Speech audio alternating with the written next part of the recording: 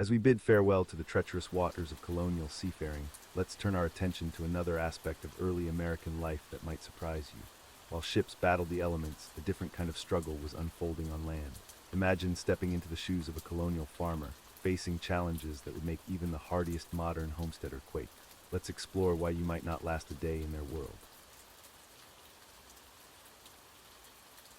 As we drift through the mists of time, our journey takes us to the enigmatic realm of ancient China, a civilization that flourished for millennia, shaping the course of human history with its innovations, philosophies, and enduring cultural legacy. Let's explore why you might struggle to survive in this fascinating era. As we drift through the annals of history, let's turn our attention to ancient China and its complex system of imperial bureaucracy. This intricate web of administration was the backbone of Chinese governance for centuries, shaping the very fabric of society. The imperial bureaucracy in China dates back to the Qin dynasty, around 221 BCE. Emperor Qin Shi Huang, known for unifying China and building the Great Wall, also standardized the system of government across his vast empire. At the heart of this bureaucracy was the examination system. Aspiring officials had to pass rigorous tests on Confucian classics, history, and literature. These exams were notoriously difficult, with a pass rate often less than 5%. Imagine spending years studying, only to face such daunting odds. The examinations were open to all male citizens, regardless of their social status. This system, in theory, allowed for social mobility. A farmer's son could become a high-ranking official if he excelled in these tests. However, in practice, wealthy families had a significant advantage, as they could afford better education and preparation. The bureaucracy was divided into various ranks and departments. At the top sat the emperor, followed by the Grand Secretariat, which acted as his advisory council. Below them were the 6 ministries: personnel, revenue, rights, war, justice, and public works. Each ministry oversaw specific aspects of governance. Provincial governors and local magistrates formed the lower rungs of this elaborate ladder. These officials were often sent to regions far from their hometowns to prevent nepotism and local favoritism. Imagine being uprooted from your family and sent to govern a distant province where you knew no one. The life of a bureaucrat was not easy. They were expected to be morally upright, well-versed in Confucian ethics, and completely loyal to the emperor. Any sign of corruption or incompetence could lead to severe punishment, including exile or execution. One fascinating aspect of this system was the use of censors. These officials were tasked with monitoring the government for corruption and inefficiency. They had the power to criticize even the emperor himself, though doing so was often a risky endeavor. The imperial bureaucracy remained a cornerstone of Chinese governance until the early 20th century. Its influence can still be seen in modern China's emphasis on meritocracy and standardized testing. As we conclude this segment on ancient China's imperial bureaucracy, consider how such a system might function today. Would you have the patience and dedication to study for years, competing against thousands for a chance at a government position? Let the complexities of this ancient system lull you into a peaceful slumber. In ancient China, a practice emerged that would shape the lives of countless women for nearly 1,000 years. Foot binding, a custom that began in the 10th century, was seen as a mark of beauty and social status, but the reality behind this tradition was far from glamorous. The process typically began when a girl was between 4 and 9 years old. Her feet would be soaked in warm water and animal blood, believed to soften the bones. Then her toes would be curled under her feet and bound tightly with long strips of cloth. The goal was to create the coveted lotus foot, ideally no longer than 3 inches. This painful reshaping process would continue for years, with the bindings regularly tightened to maintain the desired shape. The result was often broken bones, infections, and lifelong disability.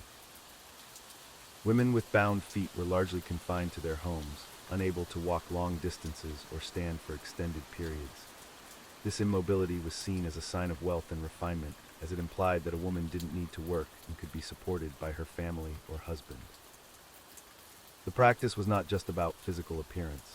It became deeply ingrained in Chinese culture, influencing marriage prospects, social status, and even literature. Men wrote poetry praising the beauty of tiny feet, and special shoes were crafted to accentuate their diminutive size. However, the reality for most women with bound feet was far from poetic. Many suffered chronic pain, difficulty walking, and were prone to falls. The altered shape of their feet also made them more susceptible to infections and other health issues. Despite these drawbacks, the practice persisted for centuries. It wasn't until the early 20th century that foot binding began to decline. Reformers, both Chinese and Western, campaigned against the custom, arguing that it was barbaric and hindered China's modernization. The practice was officially banned in 1912, but it continued in some rural areas until the 1950s. Today, the last generation of women with bound feet are in their 90s or older, living reminders of a painful tradition that once defined femininity in China. As we reflect on practices like foot binding, it's a stark reminder of how cultural norms can sometimes lead to extreme and harmful traditions. It also serves as a testament to the resilience of those who endured such practices and the importance of questioning societal expectations. In ancient China, agriculture was not just a means of sustenance, it was the foundation of society and culture. The majority of the population lived in rural areas, dedicating their lives to cultivating the land and producing food for the empire. The Chinese agricultural system was highly advanced for its time, with sophisticated irrigation techniques and crop rotation methods. Rice was the primary crop in the south, while wheat and millet dominated the north. Farmers used simple but effective tools like wooden plows, hoes, and sickles to tend their fields. A typical day for a farmer in ancient China began before dawn. As the first light crept over the horizon, entire families would already be in the fields, working side by side. Children as young as 5 or 6 would assist their parents, learning the ways of farming from an early age. The work was backbreaking and relentless. Farmers spent hours bent over in the paddies, planting or harvesting rice. In the north, they toiled under the hot sun, tending to vast fields of grain. Every member of the family had a role to play, from planting seeds to weeding and harvesting. But life wasn't just about work. Ancient Chinese farmers also had a deep connection to the natural world and the changing seasons. They closely observed weather patterns and celestial events which guided their agricultural practices. The lunar calendar, still used in China today, was developed to help farmers know when to plant and harvest their crops. Despite their crucial role in society, farmers lived simple lives. Their homes were usually small, one-room structures made of mud bricks or wood with thatched roofs. Furniture was sparse, often consisting of little more than a bed, a table, and a few stools. Meals were simple but nutritious, centered around the grains they grew.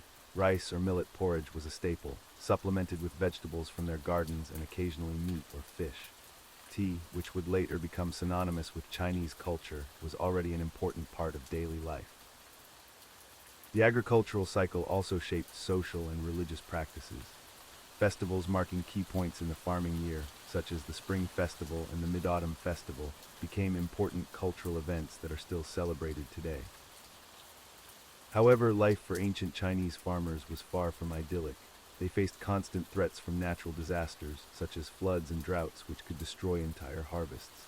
Additionally, they bore a heavy tax burden, often having to give a significant portion of their crops to local officials and landlords. Despite these hardships, the resilience and ingenuity of ancient Chinese farmers laid the groundwork for one of the world's oldest and most enduring civilizations. Their legacy continues to influence Chinese culture and agriculture to this day. As we conclude our journey through ancient China, it's clear that life in this fascinating civilization was far from easy.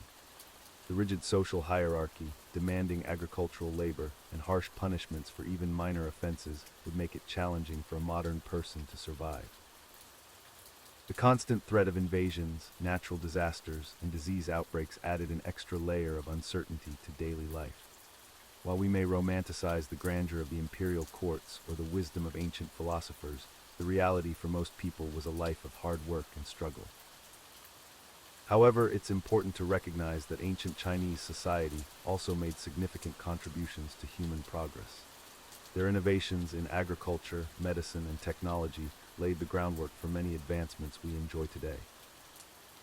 The development of paper, the compass, and gunpowder are just a few examples of Chinese inventions that changed the course of world history.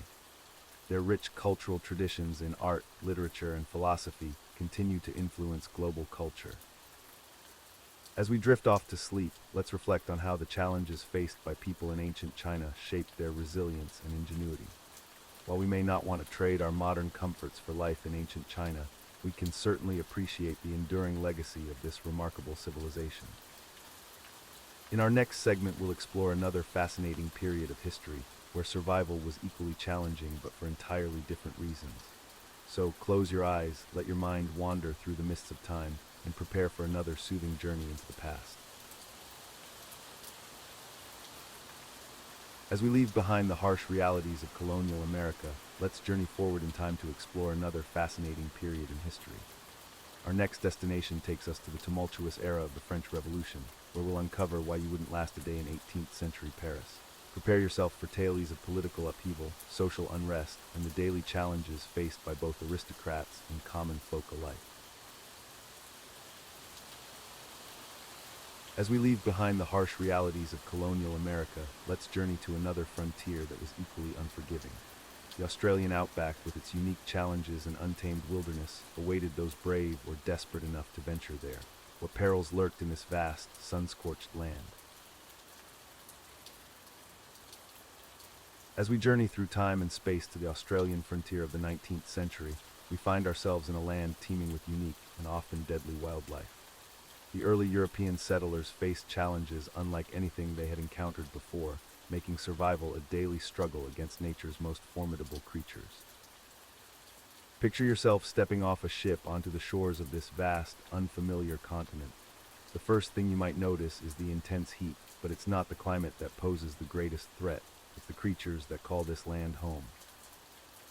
Let's start with one of Australia's most infamous residents, the box jellyfish.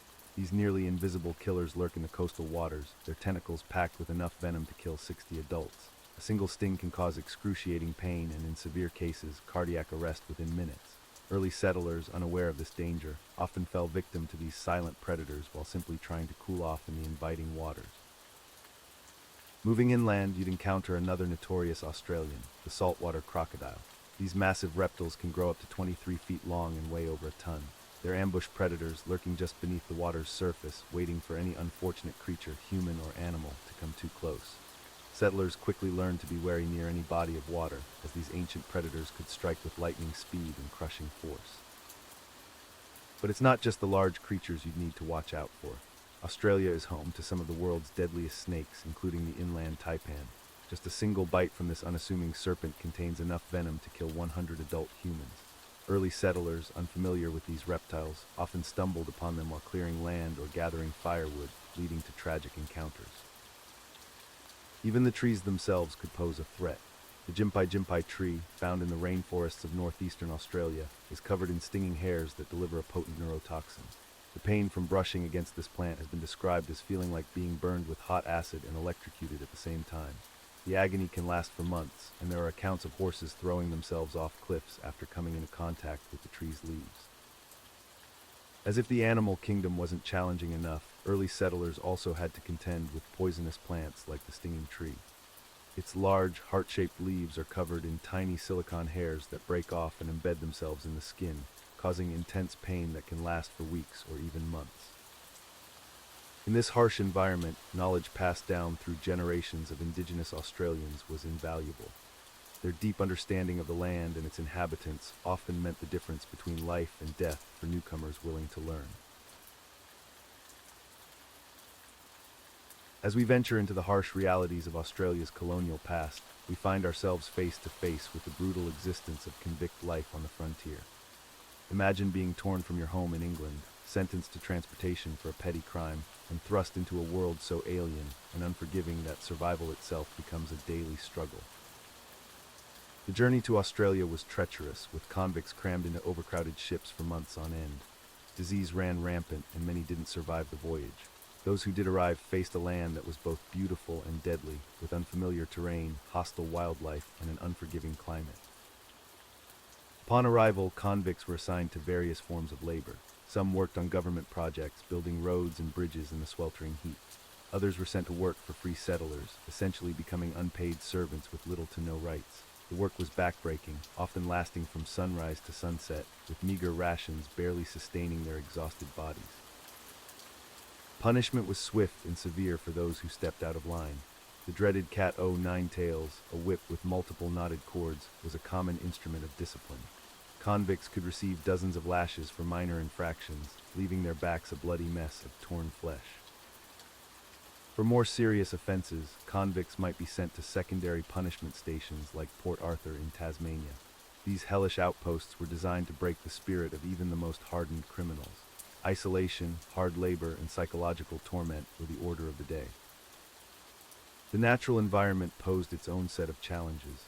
Venomous snakes and spiders lurked in the bush, while the scorching sun and lack of water could quickly lead to dehydration and heat stroke. Many convicts, unfamiliar with the land, found themselves lost in the vast expanse of the Outback, never to be seen again. Food was often scarce, especially in the early days of settlement. Convicts subsisted on salt pork, hardtack biscuits, and whatever they could scrounge from the land. Malnutrition and scurvy were common, weakening already vulnerable bodies. Despite these hardships, some convicts managed to survive their sentences and even prosper in their new home. Those who earned their freedom could apply for land grants, becoming settlers themselves. However, the stigma of being an ex-convict often followed them, making social integration a challenge. As we reflect on the convict experience in colonial Australia, it becomes clear that survival required not just physical strength, but also mental fortitude and adaptability. The harsh realities of frontier life forged a unique national identity, one built on resilience in the face of adversity. As we journey through time and space, let's venture to the harsh and unforgiving landscape of the Australian outback during the frontier era. The late 18th and 19th centuries saw European settlers attempting to tame this vast, arid expanse. But make no mistake, survival in this environment was a daily struggle that would push even the hardiest souls to their limits. First and foremost, the climate itself was your constant adversary. Scorching temperatures during the day could easily surpass 40 degrees Celsius, that's 104 Fahrenheit, with the sun beating down mercilessly on the barren landscape. Dehydration was an ever-present threat, and finding clean water sources was a matter of life and death. Many settlers perished simply from heat exhaustion or drinking contaminated water out of desperation. The nights brought their own challenges. As the sun set, temperatures could plummet dramatically, leaving you shivering in the cold desert air. Without proper shelter or warm clothing, hypothermia was a real risk, even in this seemingly hot environment. But the weather was just the beginning of your worries. The Australian outback is home to some of the world's most venomous creatures. Imagine trying to set up camp, only to encounter a deadly eastern brown snake whose venom can cause paralysis and death within hours. Or perhaps you'd stumble upon a Sydney funnel-web spider, whose bite can kill a human in as little as 15 minutes without antivenom. Even the plants could pose a threat.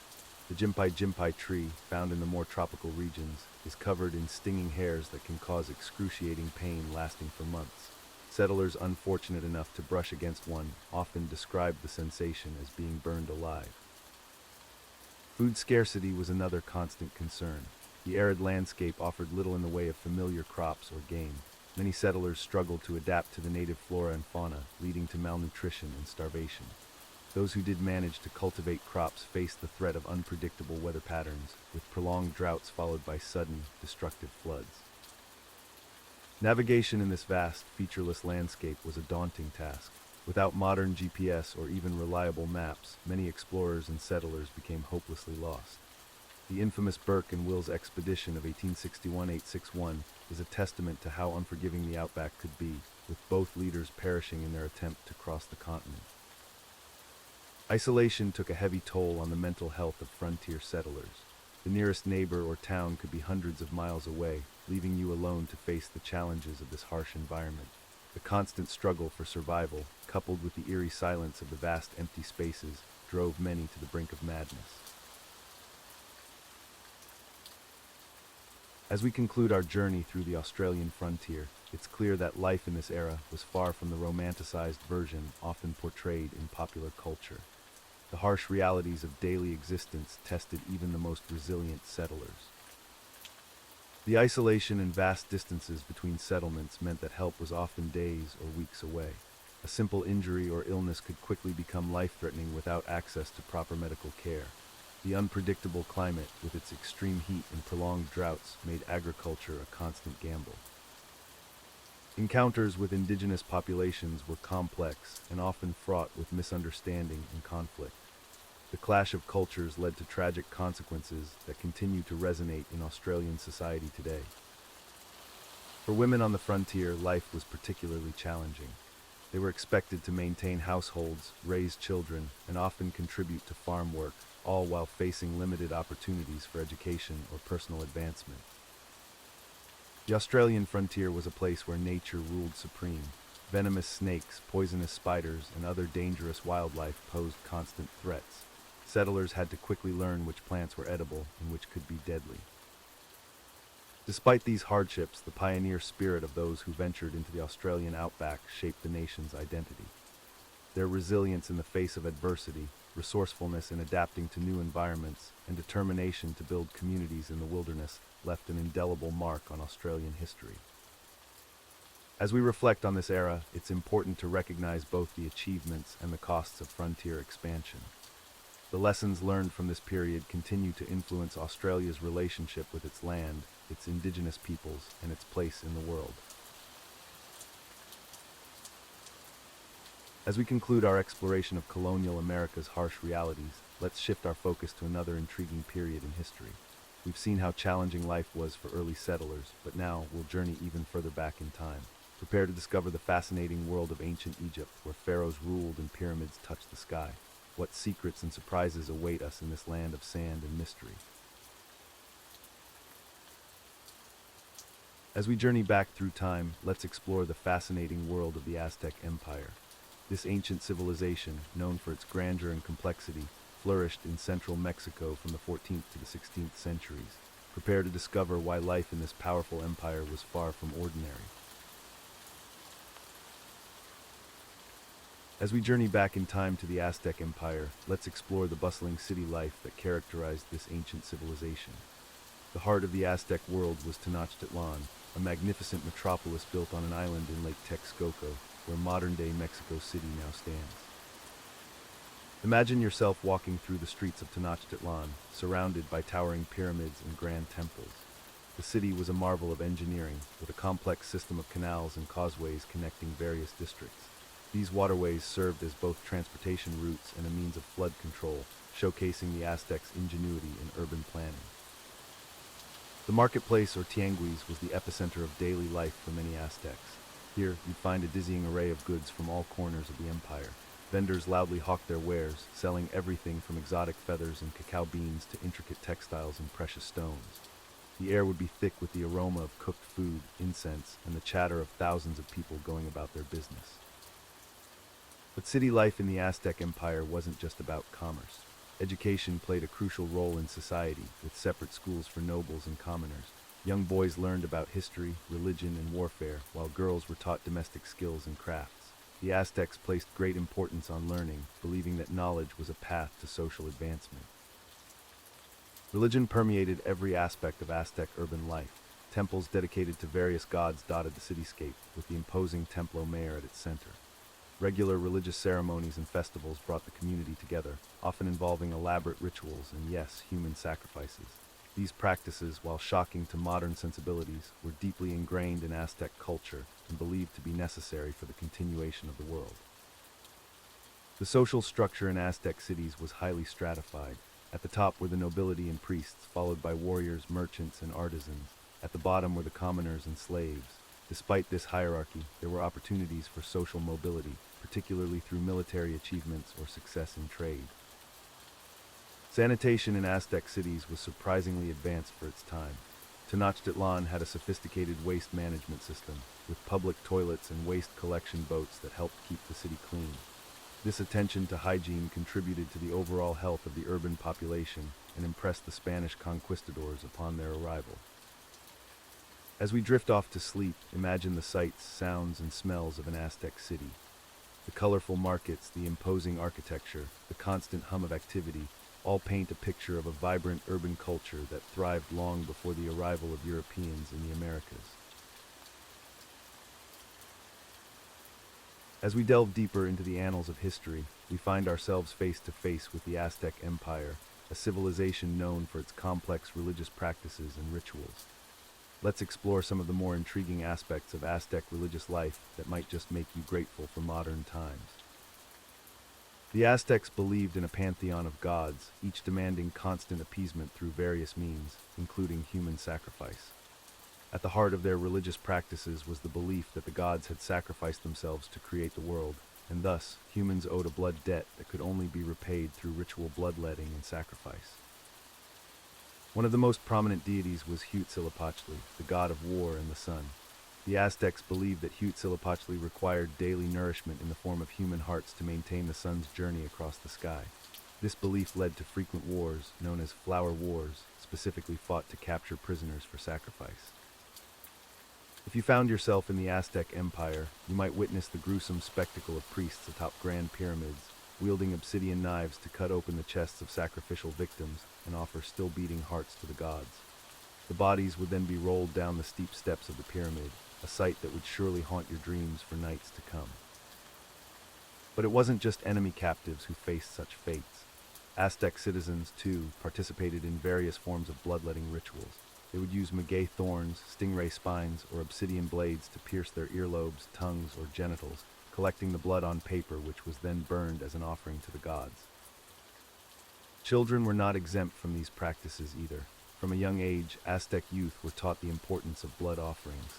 They would have their earlobes pierced and be encouraged to offer their own blood to the gods, a practice that would continue throughout their lives. The Aztec calendar was filled with religious festivals, each dedicated to a specific deity and requiring its own set of rituals. One particularly unsettling festival was Tlaquetzalpualli, or the Feast of the Flaying of Men. During this 20-day celebration, prisoners would be sacrificed, and priests would wear their flayed skins as a tribute to Tziptotec, the god of spring and renewal. Even in death, the average Aztec couldn't escape religious obligations. The afterlife was determined not by one's actions in life, but by the manner of death.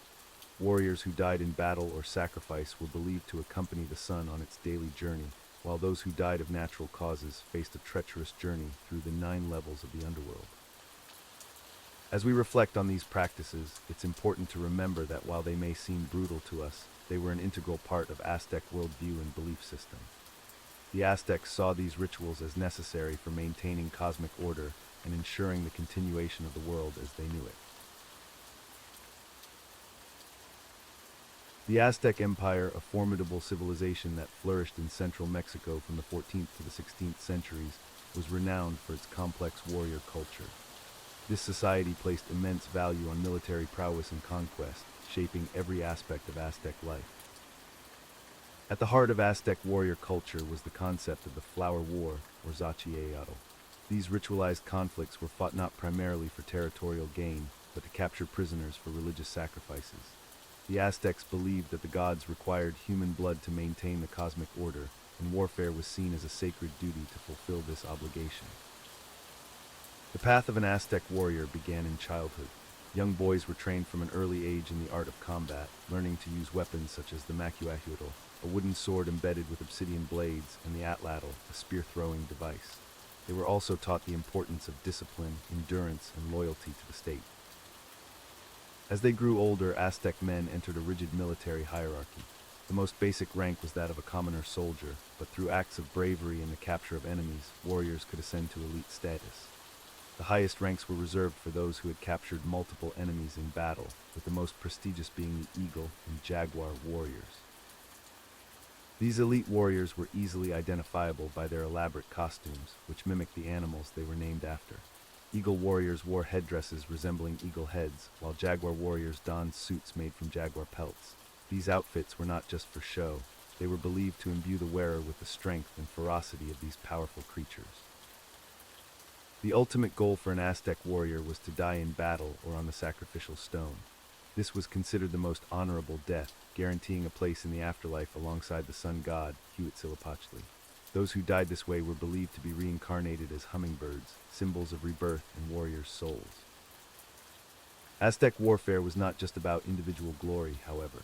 It played a crucial role in the empire's economy and political structure. Conquered territories were required to pay tribute, providing the Aztec capital of Tenochtitlan with a steady stream of resources and luxury goods.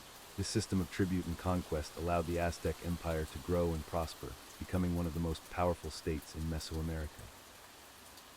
The warrior culture of the Aztecs was so deeply ingrained that it ultimately contributed to their downfall. When the Spanish conquistadors arrived in the early 16th century, the Aztecs initially viewed them not as an existential threat, but as worthy opponents in their cosmic battle. This perspective, combined with superior Spanish technology and alliances with rival indigenous groups, led to the rapid collapse of the Aztec Empire. Today, the legacy of Aztec warrior culture lives on in the archaeological remains, codices, and oral traditions that have survived the centuries. It serves as a testament to a society that viewed warfare not just as a means of conquest, but as a fundamental aspect of their cosmic and religious worldview. As we conclude our journey through the Aztec Empire, we're left with a complex tapestry of a civilization that was both awe-inspiring and brutal. The Aztecs built a society of remarkable achievements, yet one that was also steeped in practices that modern sensibilities find difficult to comprehend. Their architectural marvels, like the great city of Tenochtitlan, rival any of the ancient world. The Aztecs' understanding of astronomy, mathematics, and agriculture was far ahead of many contemporaneous cultures. Their system of education was comprehensive, ensuring that knowledge was passed down through generations. However, the darker aspects of Aztec culture cannot be ignored. The practice of human sacrifice, while deeply rooted in their religious beliefs, casts a shadow over their legacy. It's a stark reminder of how different moral frameworks can be across time and cultures. The fall of the Aztec Empire to the Spanish conquistadors marked the end of an era. While it's easy to view this as a simple conquest, the reality was far more complex. Internal divisions, alliances formed by subjugated peoples with the Spanish, and the devastating impact of European diseases all played crucial roles in the empire's collapse. As we reflect on the Aztec civilization, it's important to approach their history with nuance. They were neither the noble savages of romantic imagination nor the bloodthirsty barbarians of conquistador accounts. Instead, they were a sophisticated society with both remarkable achievements and deeply troubling practices. The story of the Aztecs serves as a powerful reminder of the complexity of human societies and the dangers of viewing history through a single lens. Their legacy continues to fascinate and challenge us, inviting us to grapple with difficult questions about culture, power, and the nature of civilization itself. As we leave behind the harsh realities of colonial America, let's shift our focus to another intriguing period in history. Our next destination takes us across the Atlantic to a time of grand palaces, elaborate wigs, and social upheaval. Prepare to journey back to pre-revolutionary France, where opulence and inequality set the stage for one of history's most dramatic transformations. As we journey through time, let's step into the vibrant streets of Renaissance Florence, a city pulsing with artistic genius, political intrigue, and cultural revolution. But beneath its glittering surface, daily life in this Italian metropolis was far from the romantic ideal we often imagine. In the bustling streets of Renaissance Florence, the path to becoming a skilled artisan was paved with years of rigorous apprenticeship. If you found yourself transported to this era, you'd quickly realize that your modern sensibilities would be put to the test in the world of guild apprenticeships. Imagine yourself as a young boy, barely 10 years old, thrust into the workshop of a master craftsman. Your days would begin before dawn, as you'd be responsible for opening the shop and preparing the workspace for the day's labor. The air would be thick with the scent of raw materials and the sounds of tools clanging against metal or wood. Your first tasks would be menial, far from the artistic pursuits you might have envisioned. Sweeping floors, running errands, and fetching supplies would occupy much of your time. The master's word would be law, and questioning his methods or instructions would be met with swift reprimand or even physical punishment. As you progressed through your apprenticeship, which could last anywhere from 5 to 7 years, you'd slowly be entrusted with more complex tasks. However, this learning process would be far from the structured education you're accustomed to in modern times. There would be no textbooks, no formal lessons, and certainly no encouragement to express your creativity freely.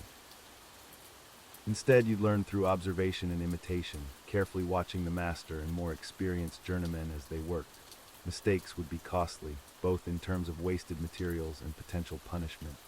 The pressure to perform flawlessly would be constant, as the reputation of the workshop and the guild itself would rest on the quality of its products. Your personal life would be virtually non-existent. Living in the master's household, you'd be expected to be available at all hours. Privacy would be a luxury you couldn't afford, and your behavior both inside and outside the workshop would be closely monitored. Any misconduct could result in severe consequences, including expulsion from the apprenticeship, a fate that could ruin your future prospects. The concept of workplace safety would be alien to you. Burns, cuts, and other injuries would be commonplace, and there would be no workers' compensation or health insurance to fall back on. The tools and materials you'd work with daily could be hazardous, from toxic pigments used in painting to the intense heat of a blacksmith's forge. Yet despite these hardships, the allure of becoming a master craftsman yourself would drive you forward. The skills you'd acquire would be highly valued, and the potential for future success within the guild system would be a powerful motivator. As you neared the end of your apprenticeship, you'd face the challenge of creating your masterpiece, a work that would prove your worth and allow you to ascend to the rank of journeyman. This system of apprenticeship, while grueling by modern standards, was the backbone of Renaissance Florence's artistic and economic success. It produced some of the greatest artists and craftsmen in history, but at a cost that few today would be willing to pay. As we drift through the annals of history, let's journey to Renaissance Florence, a city often romanticized for its art and culture. But beneath the veneer of beauty lurked a grim reality that would make even the hardiest among us struggle to survive. Picture yourself in 15th century Florence. The streets are narrow and winding, lined with imposing stone buildings. The air is thick with the stench of sewage and unwashed bodies. You might think the greatest danger would be pickpockets or cutthroats, but there's an invisible killer far more deadly: the plague. Known as the Black Death, this merciless disease swept through Europe multiple times during the Renaissance period. In Florence, it struck with particular ferocity. The city's dense population and poor sanitation made it a perfect breeding ground for the disease-carrying fleas that hitched rides on rats. Imagine waking up one morning to find angry, swollen lumps in your armpits or groin. These are the telltale buboes of the plague. Pain sears through your body as fever takes hold. You might last a week if you're lucky, but more likely, you'd be dead within days. The Florentine government's response to outbreaks was brutal and often ineffective. If plague was suspected in your household, your entire family would be locked inside, left to either survive or perish together. A red cross would be painted on your door, warning others to stay away.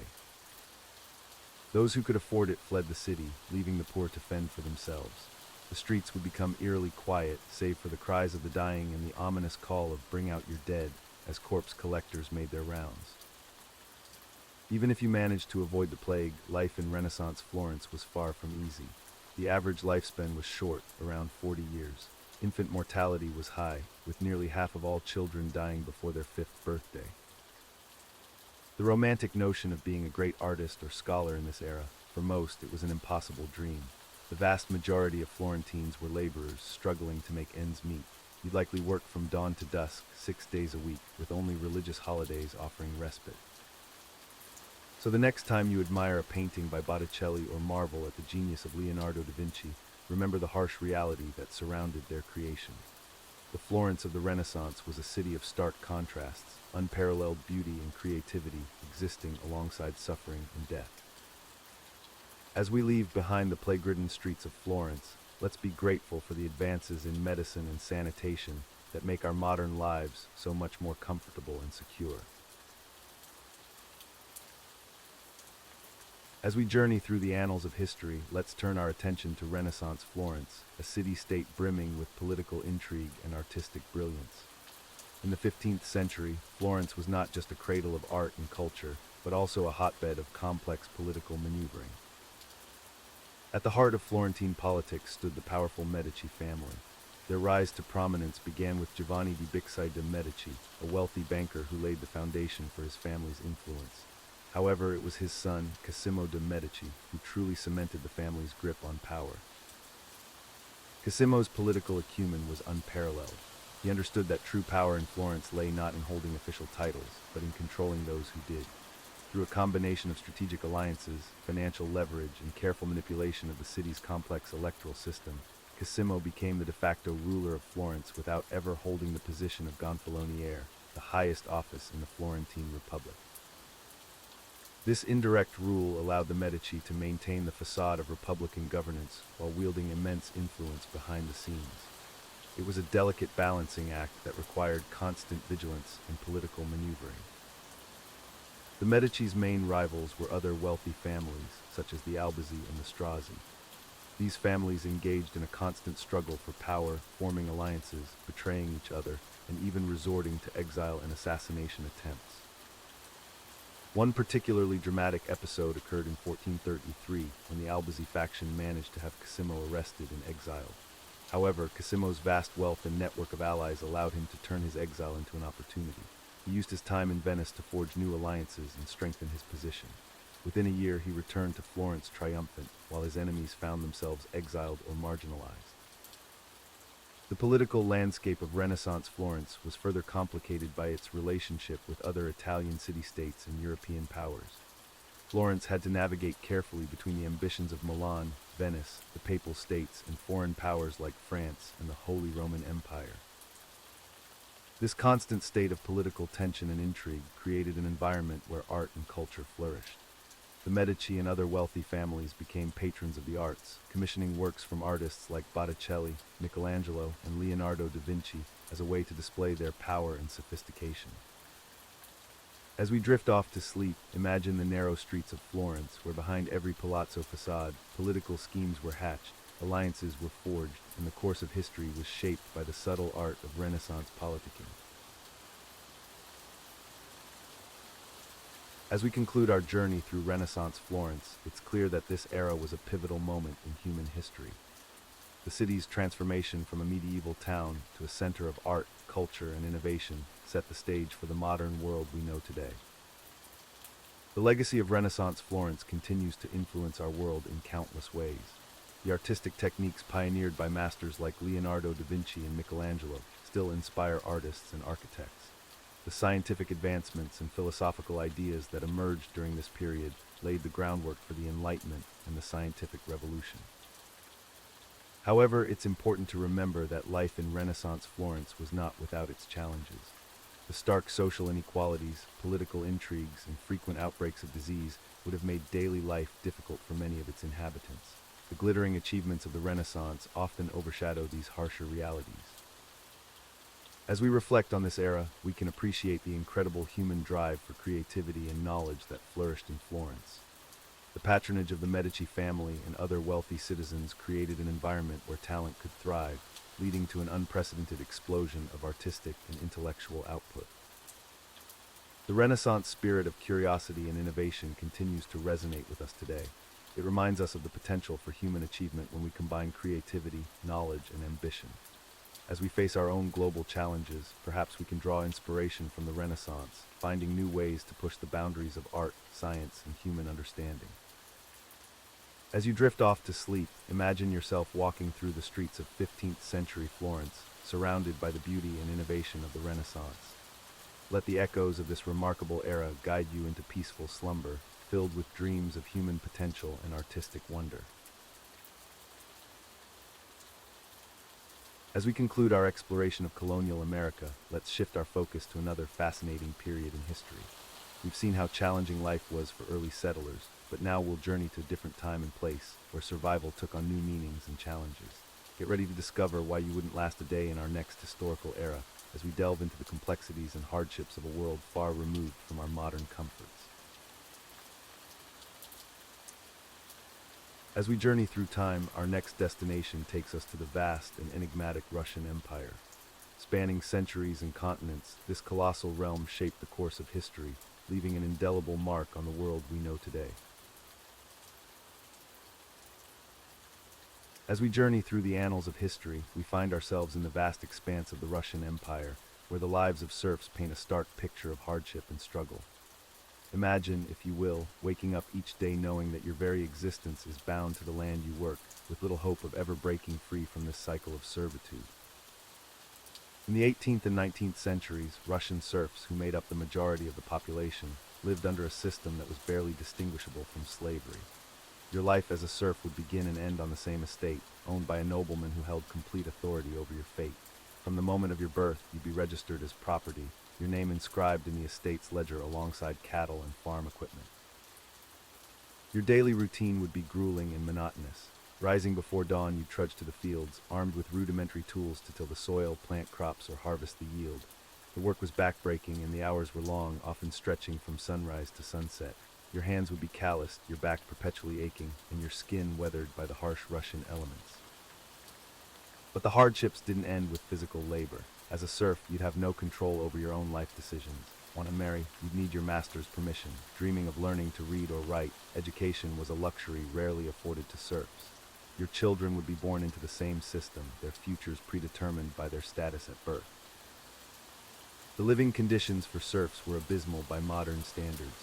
Your home would likely be a small, cramped wooden hut shared with your entire family and possibly even your livestock. In winter, the bitter cold would seep through the cracks, while summer brought sweltering heat and the constant threat of fire spreading through the closely packed village dwellings. Your diet would be simple and often insufficient. Rye bread, porridge, and perhaps some vegetables from your small garden plot would form the bulk of your meals. Meat was a rare luxury, reserved for special occasions or when an animal was too old or sick to work. Malnutrition and disease were constant companions in serf communities. Perhaps the most demoralizing aspect of serf life was the lack of personal freedom. Your master could sell you, separate you from your family, or even use you as collateral for a loan. Stories of cruel and capricious masters were common, with some subjecting their serfs to severe punishments for minor infractions. The system of serfdom in Russia was so entrenched that it persisted long after many other European countries had abolished similar practices. It wasn't until 1861, under Tsar Alexander II, that serfdom was officially abolished. However, the effects of this system lingered for generations, shaping Russian society and contributing to the social unrest that would eventually lead to revolution. As we reflect on the life of a Russian serf, we're reminded of the progress society has made in recognizing human rights and dignity. Yet, it also serves as a sobering reminder of the potential for systemic oppression and the value of the freedoms we often take for granted in our modern world. As we journey through the annals of history, let's turn our attention to the vast and frigid expanses of the Russian Empire. Imagine yourself transported back in time to the 18th or 19th century, where surviving the harsh Russian winter was a daily challenge. The Russian winter was notorious for its unforgiving nature. Temperatures could plummet to degrees Celsius or even lower in some regions. Such extreme cold was not just uncomfortable, it was life-threatening. Your modern sensibilities would be ill-prepared for the bone-chilling reality of this environment. One of your first challenges would be proper clothing. The heavy, fur-lined coats and boots worn by Russians were not just a fashion statement, but a necessity for survival. Without them, frostbite could set in within minutes, potentially leading to the loss of fingers, toes, or worse. Heating your living space would become a constant preoccupation. Most homes were equipped with large brick ovens known as pechka, which served both as a heat source and a cooking area. You'd need to master the art of efficiently burning wood to maintain warmth throughout the long winter nights. Food preservation was another crucial skill. With fresh produce scarce during winter months, Russians relied heavily on preserved foods. Pickling vegetables, smoking meats, and fermenting dairy products were common practices. Your modern palate might struggle with the limited and often strongly flavored diet. Travel during winter was perilous. Roads often became impassable due to heavy snowfall. If you needed to venture out, you'd likely use a horse-drawn sleigh. However, getting lost in a snowstorm could mean certain death. Many travelers perished, unable to find their way back to safety in the vast white landscape. The short days and long nights of the Russian winter could take a toll on your mental health. Seasonal depression, though not recognized as such at the time, was a common affliction. The isolation and darkness could lead to a sense of melancholy that permeated society during these months. Despite these hardships, Russian culture developed unique ways to cope with the winter. Community gatherings, storytelling, and traditional winter festivals provided much-needed social interaction and entertainment during the coldest months. In the face of such challenging conditions, you might find yourself marveling at the resilience of the Russian people. Their ability to not just survive, but to build a rich culture and powerful empire in this harsh environment is a testament to human adaptability and perseverance. As we journey through time and space, let's turn our attention to the opulent and intricate world of the Russian imperial court. In the 18th and 19th centuries, the Russian Empire was a realm of unparalleled grandeur and strict social hierarchies. Imagine yourself transported to the Winter Palace in St. Petersburg, the heart of Russian imperial power. The sheer scale and magnificence of the building would overwhelm your senses. Gold leaf adorns every surface, crystal chandeliers sparkle overhead, and priceless works of art line the walls. As a newcomer to this world, you'd quickly realize that survival here depends on mastering an intricate set of rules and etiquette. The court was a stage, and every courtier an actor in an elaborate performance of power and prestige. Your day would begin with dressing in the latest European fashions, a process that could take hours with the help of several servants. Men would don elaborate military uniforms or richly embroidered coats, while women would squeeze into tight corsets and don voluminous gowns adorned with precious jewels. Once dressed, you make your way through the palace, navigating a complex system of rank and precedence. Your position in society would determine where you could go, whom you could speak to, and even how you could move through a room. The Tsar or Emperor was the sun around which this glittering universe revolved. In his presence, strict protocols had to be observed. You would bow or curtsy deeply, never turning your back on the monarch. Speaking out of turn or failing to show proper deference could result in immediate banishment from court, a social death sentence. Your days would be filled with a whirlwind of social engagements, from formal dinners to grand balls. These events were not merely for entertainment, they were battlegrounds of influence and power. Every conversation, every dance, every gesture could impact your standing at court. The language of the court was as ornate as its surroundings. French was often spoken instead of Russian, and flowery compliments and veiled insults were delivered with equal grace. Mastery of this verbal fencing was essential for survival in this gilded cage. But beneath the glittering surface lurked constant danger. Intrigues, conspiracies, and power struggles were as much a part of court life as the balls and banquets. One misstep, one wrong word to the wrong person, and you could find yourself exiled to Siberia or worse. As night falls on our journey through the Russian imperial court, remember that while it may seem like a fairy tale world of luxury and splendor, it was a place where few could truly thrive. The pressure to maintain appearances, navigate complex social hierarchies, and constantly watch your back would likely leave you longing for the simpler life you left behind. As we conclude our journey through the Russian Empire, it's clear that life in this vast and complex nation was far from easy for the average person. The rigid social hierarchy, harsh climate, and demanding lifestyle would prove challenging for even the most resilient modern individual. From the oppressive serfdom system that bound millions to the land, to the extreme weather conditions that tested human endurance, survival in Imperial Russia required a level of fortitude that few possess today. The constant threat of famine, disease, and political upheaval loomed over daily life, creating an atmosphere of uncertainty and hardship. Moreover, the lack of modern conveniences we take for granted would be immediately apparent. The absence of proper sanitation, limited access to health care, and the physical demands of daily tasks would quickly overwhelm those accustomed to our current comforts. The cultural and linguistic barriers would also pose significant challenges. The complex social etiquette, the importance of Orthodox Christianity in daily life, and the vast differences in worldview would make integration into Russian society a daunting task for any time traveler. Perhaps most striking would be the stark contrast between the opulent lives of the nobility and the grinding poverty experienced by the majority. This disparity, which ultimately contributed to the empire's downfall, serves as a stark reminder of the social injustices that permeated Russian society. In reflecting on the Russian Empire, we're reminded of the progress we've made in areas of human rights, technology, and quality of life. Yet, it also prompts us to consider the resilience and adaptability of those who lived through such challenging times, shaping the course of history and laying the groundwork for the world we know today. As we conclude our exploration of colonial America's harsh realities, let's shift our focus to another intriguing period in history.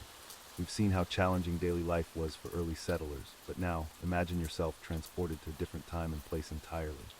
Get ready to discover why you might not survive in our next historical era, where the rules of society were drastically different, and everyday life posed its own unique set of dangers and difficulties. As we journey back in time, let's explore the cradle of civilization, ancient Mesopotamia. This land between two rivers gave birth to writing, agriculture, and complex societies. Prepare to uncover the mysteries of Sumer, Babylon, and Assyria. As we journey back in time to ancient Mesopotamia, we find ourselves in the cradle of civilization, where the first city-states emerged along the fertile banks of the Tigris and Euphrates rivers. These early urban centers, dating back to around 3500 BCE, marked a significant shift in human organization and governance. Imagine a landscape dotted with walled cities, each rising from the flat plains like man-made mountains. These were the city-states of Mesopotamia, such as Uruk, Lagash, and Kish. Each city-state functioned as an independent political entity, complete with its own government, laws, and patron deity. At the heart of each city-state stood a grand ziggurat, a massive stepped pyramid that served as both a temple and the center of administrative power. These imposing structures, visible for miles around, were a testament to the architectural and organizational skills of the ancient Mesopotamians. The emergence of these city-states was closely tied to the development of irrigation systems. The ability to control water flow from the rivers allowed for increased agricultural production, which in turn supported larger populations and more complex social structures. Governance in these city-states was typically centered around a king or ruler, often referred to as an ensi or lugal. These leaders were believed to have divine approval and were responsible for maintaining order, overseeing religious ceremonies, and managing trade and diplomacy with neighboring city-states. One of the most fascinating aspects of Mesopotamian city-states was their constant state of competition and conflict. Disputes over land, water rights, and trade routes frequently led to wars between these urban centers. This ongoing rivalry, while often destructive, also spurred technological and cultural advancements as each city-state sought to outdo its neighbors. The city-state system also gave rise to some of the world's earliest forms of written law. The most famous example is the Code of Hammurabi, created by the Babylonian king Hammurabi around 1750 BCE. This comprehensive legal code covered everything from property rights to criminal punishments, providing a glimpse into the complex social structure of these ancient urban societies. Despite their independent nature, the city-states of Mesopotamia shared a common culture and religious pantheon. Gods like Enlil, Inanna, and Marduk were worshipped across the region, with each city often claiming a particular deity as its special patron. As we drift off to sleep, let's ponder the legacy of these ancient city-states. Their innovations in writing, law, architecture, and urban planning laid the groundwork for many aspects of our modern world.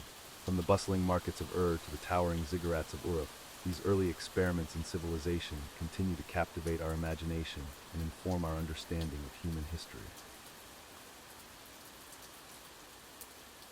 As we drift back in time to the cradle of civilization, we find ourselves in ancient Mesopotamia, where the seeds of agriculture first took root. This region, nestled between the Tigris and Euphrates rivers, witnessed the dawn of organized farming around 10,000 BCE. The Fertile Crescent, as it came to be known, provided ideal conditions for early agricultural practices. The rich alluvial soil, deposited by annual river floods, created a perfect environment for cultivating crops. Early Mesopotamians discovered that by manipulating their surroundings, they could produce food more reliably than through hunting and gathering. One of the first crops to be domesticated was wheat. Wild wheat, which grew naturally in the region, was selectively bred over generations to produce larger grains and sturdier stalks. This process, known as artificial selection, led to the development of emmer and einkorn wheat, staples of the Mesopotamian diet. Barley, another important crop, soon followed. Its resilience to harsh conditions made it a valuable resource in the sometimes unpredictable Mesopotamian climate. Lentils, peas, and chickpeas also became part of the agricultural repertoire, providing essential proteins to complement the grains. The transition to agriculture wasn't just about growing crops, it also involved the domestication of animals. Goats and sheep were among the first to be tamed, providing not only meat but also milk, wool, and labor. Later, cattle and pigs joined the ranks of domesticated animals, further diversifying the Mesopotamian food supply. As agriculture developed, so did the tools to support it. Simple digging sticks gave way to more sophisticated implements like the ard, an early plow that could break up soil more efficiently. Sickles, made first from flint and later from metal, allowed for faster harvesting of grains. The rise of agriculture had profound effects on Mesopotamian society. It allowed for the establishment of permanent settlements, as people no longer needed to follow migrating herds or seasonal plant growth. This sedentary lifestyle led to the development of the world's first cities, such as Uruk and With the ability to produce food surpluses came the need for storage and distribution systems. This necessity gave birth to early forms of record-keeping and writing, as well as more complex social hierarchies to manage these new agricultural societies. As we ponder these ancient beginnings of agriculture, we can appreciate how this fundamental shift in human behavior set the stage for the complex civilizations that would follow. From the simple act of planting a seed, the foundations of our modern world were laid in the fertile soils of Mesopotamia. As we delve deeper into the annals of ancient Mesopotamia, we encounter a rich tapestry of religious beliefs and practices that shaped the very fabric of society.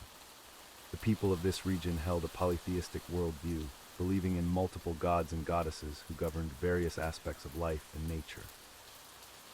At the heart of Mesopotamian religion was the concept of the temple complex, known as a ziggurat.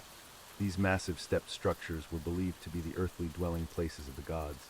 The most famous of these was the Enki in Babylon, dedicated to the god Marduk, which some scholars believe inspired the biblical story of the Tower of Babel. Each city-state in Mesopotamia had its own patron deity. For instance, Enlil was the chief god of Nippur, while Enki was associated with Eridu. The goddess Inanna, later known as Ishtar, was particularly revered in Uruk. These local cults often reflected the political power dynamics of the region. Priests played a crucial role in Mesopotamian society, serving as intermediaries between the gods and the people. They were responsible for performing daily rituals, interpreting omens, and maintaining the temple complexes.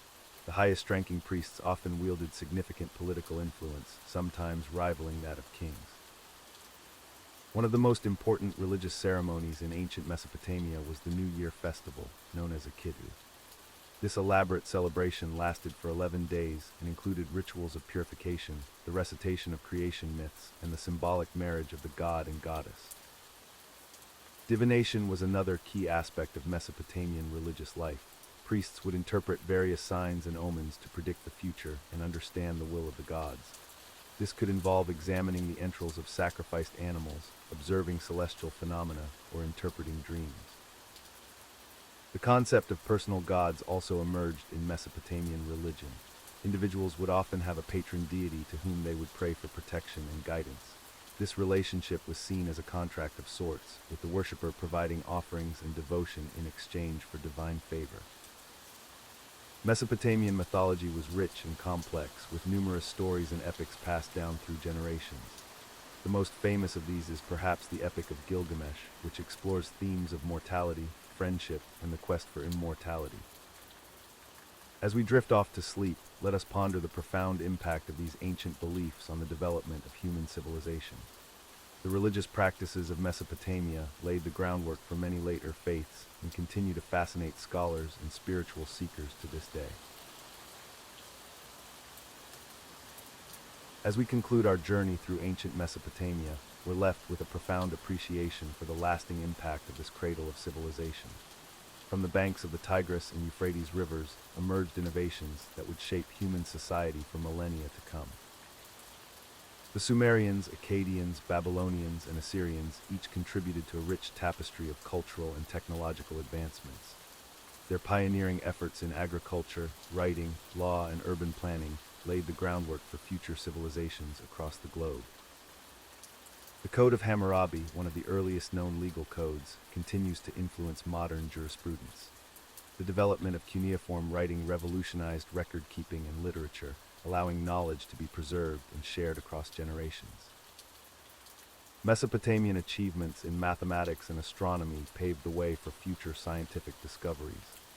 Their sexagesimal number system, which we still use in measuring time and angles, is a testament to their ingenuity. The grand ziggurats and palaces, though now mostly in ruins, stand as enduring symbols of Mesopotamian architectural prowess and religious devotion. These structures inspire awe even today, hinting at the grandeur of ancient cities like Ur, Babylon, and Nineveh. While the political landscape of Mesopotamia was often tumultuous, with city-states and empires rising and falling, the cultural exchange facilitated by trade and conquest spread Mesopotamian ideas far and wide. As we drift off to sleep, let's reflect on how the legacy of ancient Mesopotamia continues to shape our world. From the minutes and seconds on our clocks to the legal principles that govern our societies, the echoes of this ancient civilization resonate through time, reminding us of the enduring power of human innovation and cultural exchange. As we conclude our exploration of colonial America's harsh realities, let's shift our focus to another intriguing period in history. Our next destination takes us across the Atlantic to a time of grand palaces, elaborate wigs, and political intrigue. Prepare to journey back to the opulent yet treacherous world of 18th century France, where we'll uncover why you wouldn't last a day in the court of Versailles. As we journey through the annals of history, our next stop takes us to the heart of a vast and powerful empire that bridged east and west. The Ottoman Empire, a realm of sultans, grand viziers, and legendary conquests, awaits our exploration. As we journey through the annals of history, let us turn our attention to the opulent and intrigue-filled world of the Ottoman Empire's palace life. The Topkapi Palace in Istanbul, the nerve center of Ottoman power for nearly 4 centuries, was a labyrinth of political machinations, secret alliances, and whispered conspiracies. At the heart of this complex web sat the Sultan, the absolute ruler of the empire, but even his power was not without its limits. The Sultan's authority was constantly challenged and manipulated by a cast of characters that would make any modern political drama pale in comparison. Chief among these influential figures were the members of the Imperial harem. Contrary to popular belief, the harem was not merely a place of pleasure, but a formidable political institution. The Valide Sultan, or Queen Mother, often wielded immense power, sometimes even overshadowing her son's authority. One such powerful Valide Sultan was Kursum Sultan, who effectively ruled the empire for much of the first half of the 17th century. Her political acumen and ruthless ambition allowed her to maintain her grip on power through the reigns of her sons and grandson. The Grand Vizier, theoretically second only to the Sultan in authority, often found himself caught between competing factions. Many Grand Viziers met untimely ends, victims of palace intrigue or the Sultan's wrath. The position was so precarious that a common saying emerged: in the morning a vizier, in the evening a corpse. Another key player in this political chess game was the chief black eunuch, who oversaw the harem and often acted as a conduit of information and influence between the secluded world of the harem and the outer court. These eunuchs, despite their physical limitations, were some of the most powerful men in the empire. The Janissaries, the elite infantry units of the Ottoman army, also played a significant role in palace politics. Originally slaves trained from childhood to be the Sultan's loyal servants, they gradually gained such power that they could make or break sultans at will. Their barracks in Istanbul became hotbeds of political intrigue and rebellion. This complex system of checks and balances, while often volatile, helped maintain the empire's stability for centuries. However, it also sowed the seeds of its eventual decline. As various factions fought for power, the empire's ability to adapt to changing global dynamics diminished. The palace intrigue of the Ottoman Empire serves as a fascinating study in the complexities of absolute power, reminding us that even in the most autocratic of systems, power is rarely concentrated in a single pair of hands. As we journey through the annals of history, let's turn our attention to the vast and intricate trade networks of the Ottoman Empire. Spanning 3 continents and lasting for over 6 centuries, the Ottoman Empire was a powerhouse of commerce and cultural exchange. At its height, the Ottoman Empire controlled crucial trade routes connecting Europe, Asia, and Africa. The Silk Road, a network of trade routes connecting the East and West, found new life under Ottoman control. Merchants from Venice to Beijing traversed these routes, exchanging not just goods, but ideas and innovations. One of the most significant trade hubs was Constantinople, renamed Istanbul after its conquest by the Ottomans in 1453. This city, straddling 2 continents, became a melting pot of cultures and a nexus of international trade. Its bustling bazaars and crowded ports were filled with exotic spices, luxurious textiles, and precious metals from all corners of the known world. The Ottoman Empire's strategic location allowed it to dominate both land and sea trade routes. They controlled key waterways such as the Bosphorus Strait, the Dardanelles, and the Red Sea, giving them a virtual monopoly on trade between Europe and Asia for many years. This control over trade routes wasn't just about economic power. It also gave the Ottomans significant political leverage. European powers, eager for access to Eastern goods, often had to negotiate with the Ottoman Sultan, leading to complex diplomatic relationships that shaped the geopolitics of the era. The Ottomans were not just middlemen in this vast trade network, they were also producers and innovators. Ottoman artisans were renowned for their craftsmanship in textiles, particularly their intricate carpets and fine silks. These goods were highly prized in European markets and contributed significantly to the empire's wealth. Coffee, now a global commodity, owes much of its popularity to Ottoman trade networks. First introduced to the empire in the 16th century, coffee quickly became a cultural staple. Ottoman merchants then introduced this aromatic beverage to Europe, sparking a coffee craze that continues to this day. The empire's trade networks also facilitated cultural and intellectual exchange. Ideas, scientific knowledge, and artistic styles flowed along with goods, enriching both Ottoman and European cultures. This exchange played a crucial role in the Renaissance and the later age of exploration. However, as European nations began to discover new trade routes in the 15th and 16th centuries, particularly sea routes to Asia, the Ottoman Empire's control over east-west trade began to decline. This shift in global trade patterns would eventually contribute to the empire's long, slow decline. As we drift off to sleep, let's ponder the legacy of these vast trade networks. The connections forged by Ottoman merchants centuries ago continue to shape our interconnected world today, reminding us of the enduring impact of commerce on human civilization. As we drift deeper into our historical slumber, let's journey to the heart of the Ottoman Empire, where military service was not just a duty, but a way of life. In this vast realm that stretched across 3 continents, the sultans relied on a complex and highly organized military system to maintain their power and expand their territories. At the core of the Ottoman military machine were the Janissaries, an elite infantry corps that served as the Sultan's personal bodyguards and the empire's standing army. But the path to becoming a Janissary was far from ordinary.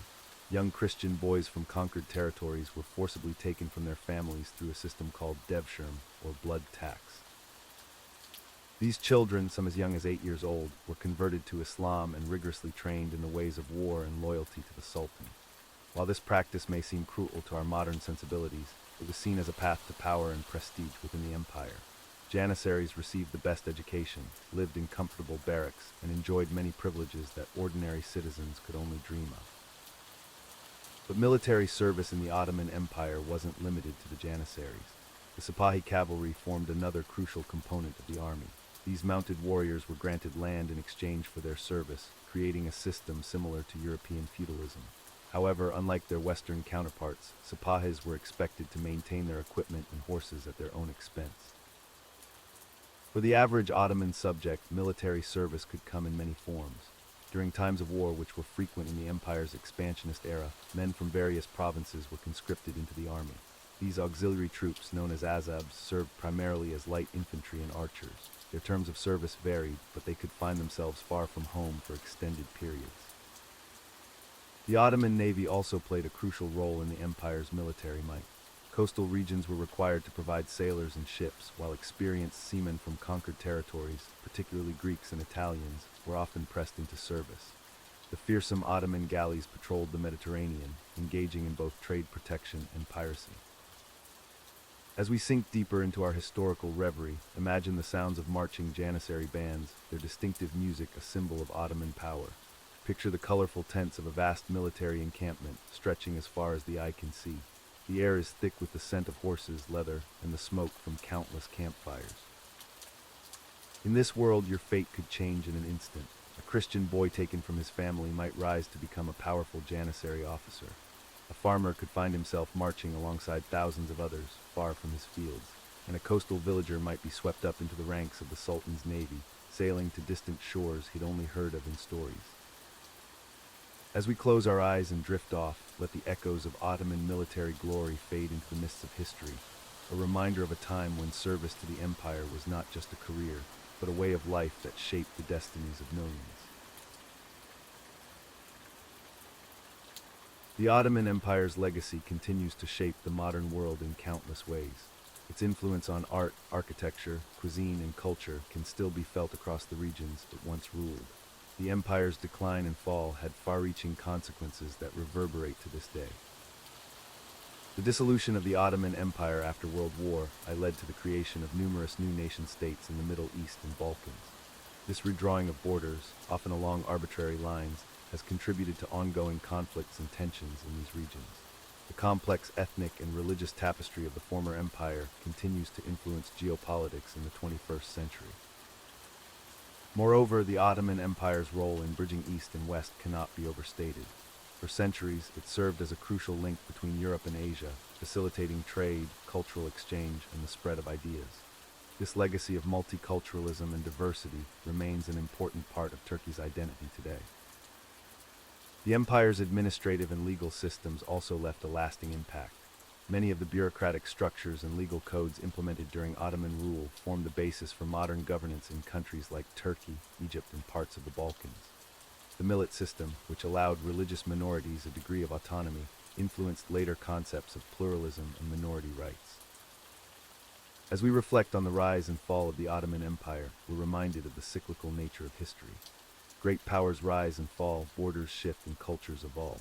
Yet the echoes of past empires continue to shape our world in profound and often unexpected ways.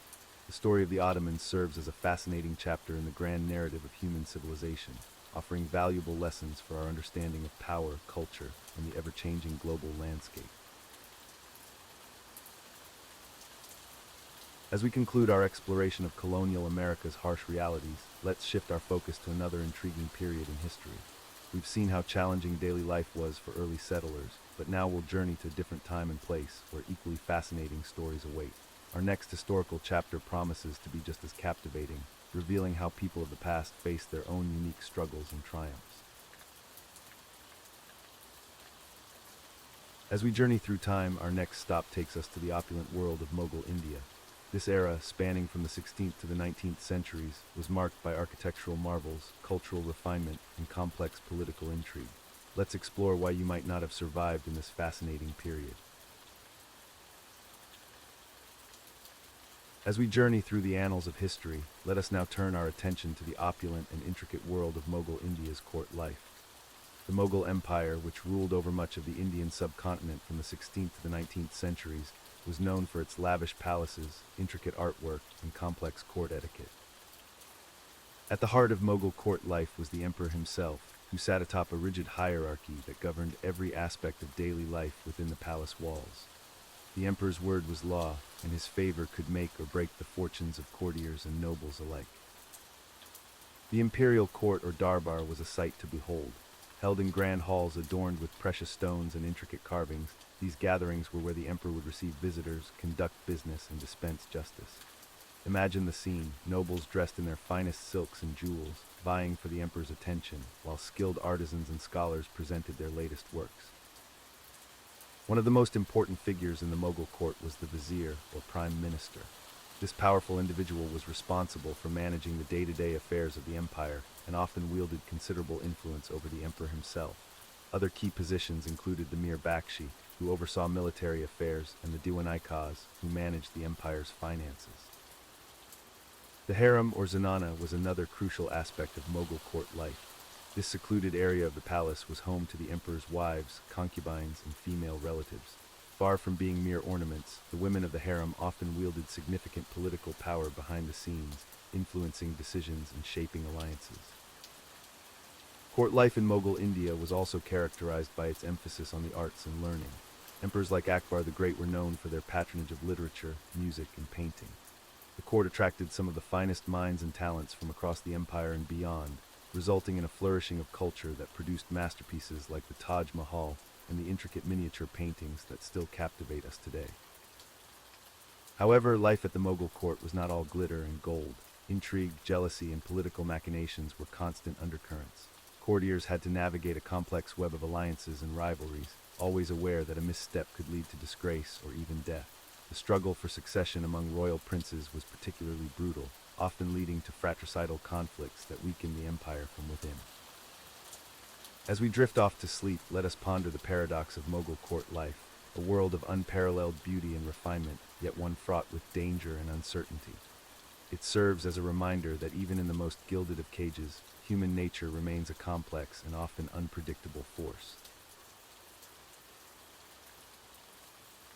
As we journey through time and across continents, let's turn our attention to the vast expanse of Mughal India, where the mighty monsoon rains shaped not only the landscape but the very fabric of society. The Mughal Empire, at its zenith, covered much of the Indian subcontinent, but even its great power couldn't control the whims of nature. Imagine yourself as a common farmer in 16th century India. The air is thick with humidity, and the sky darkens ominously. You know the monsoon is coming, but will it bring life-giving rains or destructive floods? This uncertainty was a constant companion for millions of people under Mughal rule. The monsoon season, typically lasting from June to September, was a double-edged sword. On one hand, it was essential for agriculture, providing water for crops that fed the empire. On the other, it could bring devastating floods, destroying entire villages and leaving famine in its wake. As a farmer, your entire year revolved around these rains. You'd spend months preparing your fields, planting seeds, and praying for the right amount of rainfall. Too little, and your crops would wither under the scorching sun. Too much, and they'd be washed away in muddy torrents. But it wasn't just farmers who felt the impact of the monsoon. The entire Mughal economy ebbed and flowed with the rains. Trade routes became impassable, turning dirt roads into muddy quagmires. Caravans laden with spices, textiles, and precious gems would grind to a halt, waiting for the waters to recede. In the cities, life during the monsoon was no picnic either. The narrow, unpaved streets of places like Agra or Delhi would turn into rivers of mud. Disease spread rapidly in the damp conditions, with cholera and malaria claiming countless lives each year. The Mughal rulers, for all their power, were not immune to the challenges of the monsoon. Emperor Akbar, one of the greatest Mughal rulers, recognized the importance of water management. He ordered the construction of elaborate systems of canals, reservoirs, and dams to harness the monsoon rains and provide water during dry spells. However, these grand projects often fell short of their goals. The sheer unpredictability of the monsoon made it nearly impossible to plan effectively. One year might bring abundant rains, while the next could see drought conditions that left even the mightiest rivers as mere trickles. As we drift off to sleep, ponder for a moment how different your life would be if it were so intimately tied to the whims of weather. In Mughal India, the monsoon was more than just a season. It was a force that shaped empires, determined fates, and reminded even the most powerful that nature, ultimately, held sway over all. As we journey through time and space, let's turn our attention to the Indian subcontinent during the Mughal era, specifically focusing on village life. The Mughal Empire, which ruled over much of India from the 16th to the 19th centuries, was known for its grandeur and opulence. However, the daily existence of the common people in rural areas was far removed from the splendor of the imperial courts. In a typical Mughal-era village, life revolved around agriculture and traditional crafts. The majority of the population consisted of farmers who toiled in the fields from dawn to dusk. Their homes were simple mud huts with thatched roofs, a stark contrast to the ornate palaces of the Mughal elite. The village economy was largely self-sufficient, with most necessities produced locally. Farmers grew crops such as wheat, rice, and millet, while artisans crafted tools, pottery, and textiles. The barter system was common, with goods and services exchanged within the community. Social structure in these villages was rigid and hierarchical. The caste system, deeply ingrained in Indian society, determined one's occupation and social status from birth. At the top were the Brahmins, who served as priests and scholars, followed by the Kshatriyas, warriors, and rulers. The Vaisyas were merchants and traders, while the Sudras performed manual labor and menial tasks. Education in rural areas was limited and informal. Children often learned their family's trade or profession through apprenticeship rather than formal schooling. Religious texts and oral traditions played a significant role in imparting knowledge and preserving cultural heritage. Healthcare in Mughal-era villages relied heavily on traditional Ayurvedic medicine and local remedies. Villagers used herbs, spices, and natural ingredients to treat common ailments. However, the lack of modern medical knowledge meant that many diseases were poorly understood and often fatal. Despite the challenges, village life had its moments of joy and celebration. Festivals such as Diwali and Holi brought communities together, offering respite from the daily grind. These occasions were marked by colorful rituals, feasts, and traditional performances. As we drift off to sleep, imagine the rhythmic sound of women grinding grain, the laughter of children playing in dusty streets, and the distant chime of temple bells. The simple yet rich tapestry of Mughal-era village life serves as a reminder of the enduring spirit of rural communities throughout history. As we conclude our journey through Mughal India, it's clear that this era was a tapestry of grandeur, complexity, and contradiction. The Mughal Empire at its zenith was a powerhouse of cultural synthesis, artistic brilliance, and architectural marvels. Yet beneath the surface of its opulent courts and sprawling cities lay a society grappling with deep-seated inequalities and simmering tensions. The legacy of the Mughals continues to captivate us today, from the timeless beauty of the Taj Mahal to the intricate miniature paintings that grace museum walls worldwide. Their influence on art, literature, cuisine, and language has left an indelible mark on the Indian subcontinent and beyond. However, it's crucial to remember that life for the average person in Mughal India was far from the romanticized portrayals we often encounter. The vast majority of the population lived in rural areas, toiling in fields and struggling under the weight of heavy taxation. Social mobility was limited, and the caste system remained a powerful force shaping people's lives and opportunities. The decline of the Mughal Empire in the 18th century marked the end of an era, but its impact reverberates through history. The power vacuum left by its collapse paved the way for European colonial ambitions, ultimately leading to British rule in India. This transition would set the stage for new chapters in the subcontinent's history, including the eventual struggle for independence and the birth of modern nations.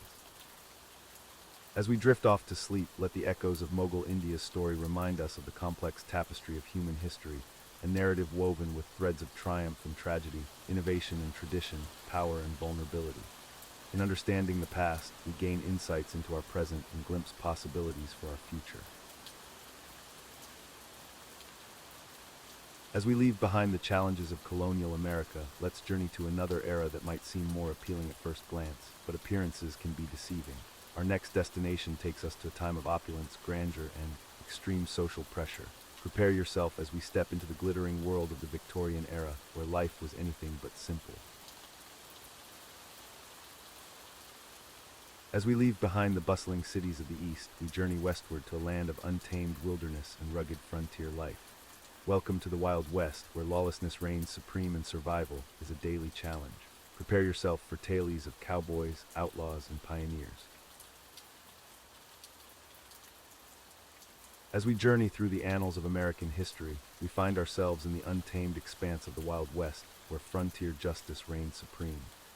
The period between 1865 and 1895 saw a unique blend of lawlessness and attempts at order that would make modern sensibilities shudder. Picture yourself stepping off a dusty stagecoach into a small frontier town. The air is thick with tension, and the sound of spurs clicking against wooden boardwalks fills your ears.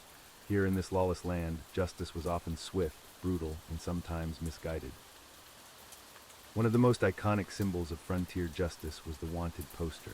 These crude sheets of paper, plastered on saloon walls and sheriff's offices, offered rewards for outlaws dead or alive.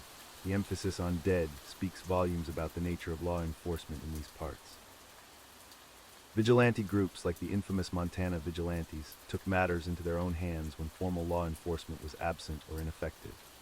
In the winter of 1863-1864, they hanged 24 men suspected of various crimes, often without trial.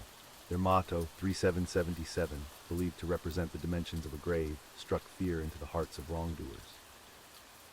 But even official law enforcement could be a far cry from what we consider just today. Take Judge Roy Bean, the self-proclaimed law west of the Pecos. Operating out of his saloon in Langtree, Texas, Bean was known for his unorthodox rulings. In one famous case, he fined a dead man $40 for carrying a concealed weapon, and then pocketed the money from the corpse's wallet. The concept of frontier justice often blurred the lines between punishment and revenge. Cattle rustlers, horse thieves, and claim jumpers could find themselves at the end of a rope with little more than an accusation. The speed of these executions gave rise to the term frontier justice, where punishment was meted out swiftly, often without the burden of proof or due process. It wasn't uncommon for entire communities to participate in these acts of justice. Public hangings were social events, drawing crowds from miles around. Children would be lifted onto their parents' shoulders for a better view of the grim spectacle. As you try to drift off to sleep, imagine the constant state of alertness required to navigate this harsh landscape. One wrong move, one misunderstanding, and you could find yourself facing the rough justice of the frontier. It's a stark reminder of how far our legal system has come, and perhaps a reason to be grateful for the protections we often take for granted in modern times. As we journey through the annals of American history, let's turn our attention to the Wild West and the arduous life of homesteaders. The promise of free land and a fresh start lured many to the frontier, but the reality was far from the romantic tales often told. Imagine, if you will, arriving on your plot of 160 acres, granted by the Homestead Act of 1862. The vast, open prairie stretches before you, untamed and unforgiving. Your first task, building a shelter, but there's a catch: trees are scarce on the plains. Many settlers resorted to constructing sod houses, or soddies. These dwellings were made by cutting and stacking thick rectangles of prairie grass and soil. While providing excellent insulation against the harsh elements, soddies were far from comfortable. The dirt roof would often leak during rainstorms, creating a muddy mess inside. And let's not forget the unwelcome roommates, insects, snakes, and small rodents that found these earthen homes quite inviting. Water, a basic necessity, was a constant challenge. Digging a well was backbreaking work, often requiring weeks of labor. Some homesteaders had to travel miles to the nearest creek or river, hauling water back in barrels. During droughts, which were common, this precious resource became even scarcer.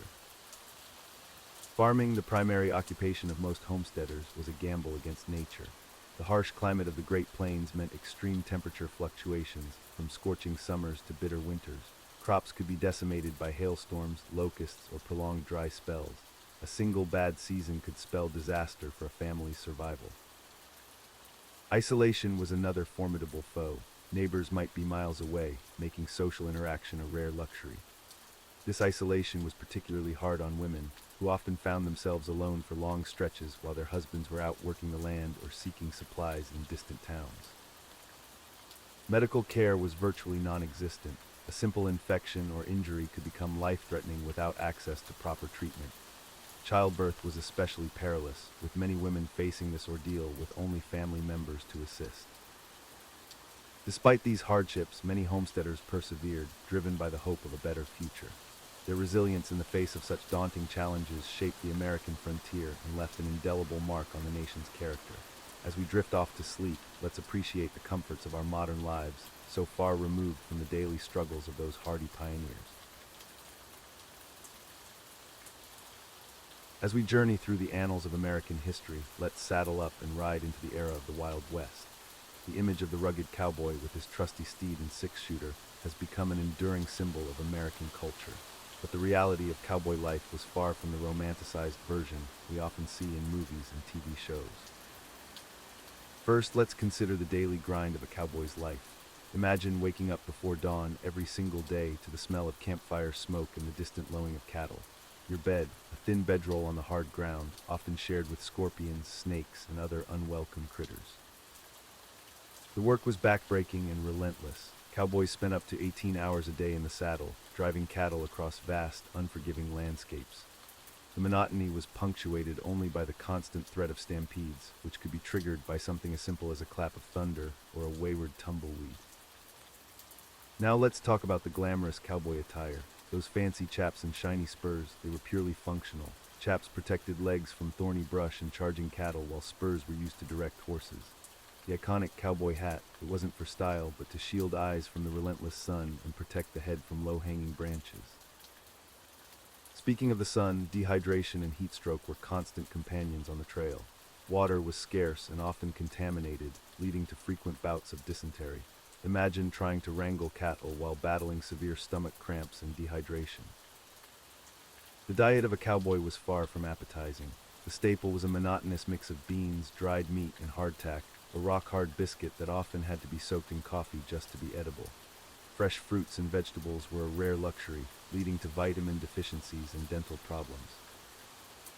Injuries were common and medical care was primitive at best. A broken bone could mean the end of a cowboy's career, and infections from minor wounds could turn deadly without proper treatment. The nearest doctor might be days away, assuming you could even afford one. Let's not forget the ever-present danger of outlaws and hostile encounters with Native American tribes. The romanticized gunfights of Hollywood were, in reality, quick, brutal, and often fatal affairs. Most cowboys went their entire lives without drawing their weapon in combat. In the end, the life of a cowboy was one of isolation, hardship, and grueling work. It was a far cry from the glamorous lifestyle portrayed in Western films. So the next time you watch a cowboy movie, remember the harsh reality behind the myth of the Wild West. As we draw our journey through the Wild West to a close, it's clear that life in this era was far from the romanticized version often portrayed in movies and books. The harsh realities of daily existence in the American frontier were a constant challenge for those who dared to venture westward. From the ever-present threat of disease and injury to the unpredictable nature of encounters with Native American tribes, settlers faced a multitude of dangers. The lack of modern conveniences we take for granted today meant that even simple tasks like obtaining clean water or preparing a meal could be arduous and time-consuming. The lawlessness that pervaded many frontier towns created an atmosphere of constant tension and uncertainty. Disputes were often settled with violence, and the concept of justice was frequently determined by whoever had the quickest draw or the most influential friends. Yet despite these hardships, the spirit of adventure and the promise of a better life continued to draw people westward.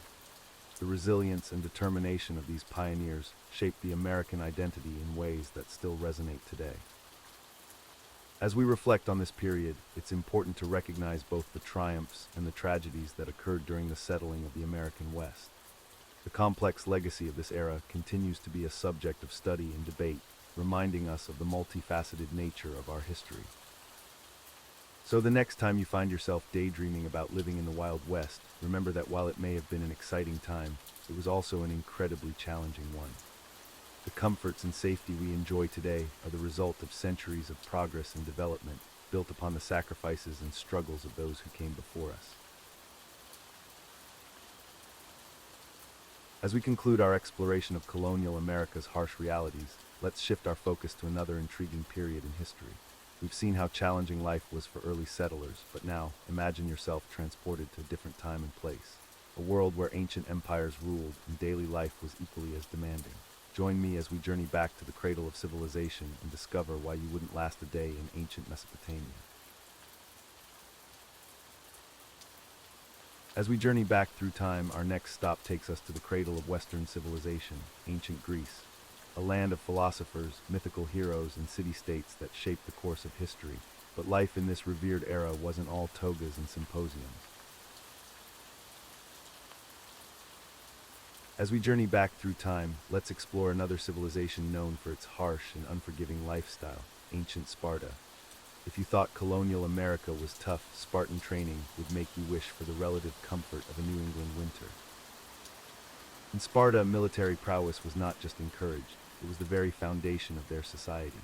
From the moment a Spartan boy was born, his life was dedicated to becoming the perfect warrior. At birth, Spartan elders would inspect newborns for any signs of weakness or deformity. Those deemed unfit were left to die of exposure, a practice that may shock our modern sensibilities but was commonplace in Spartan culture.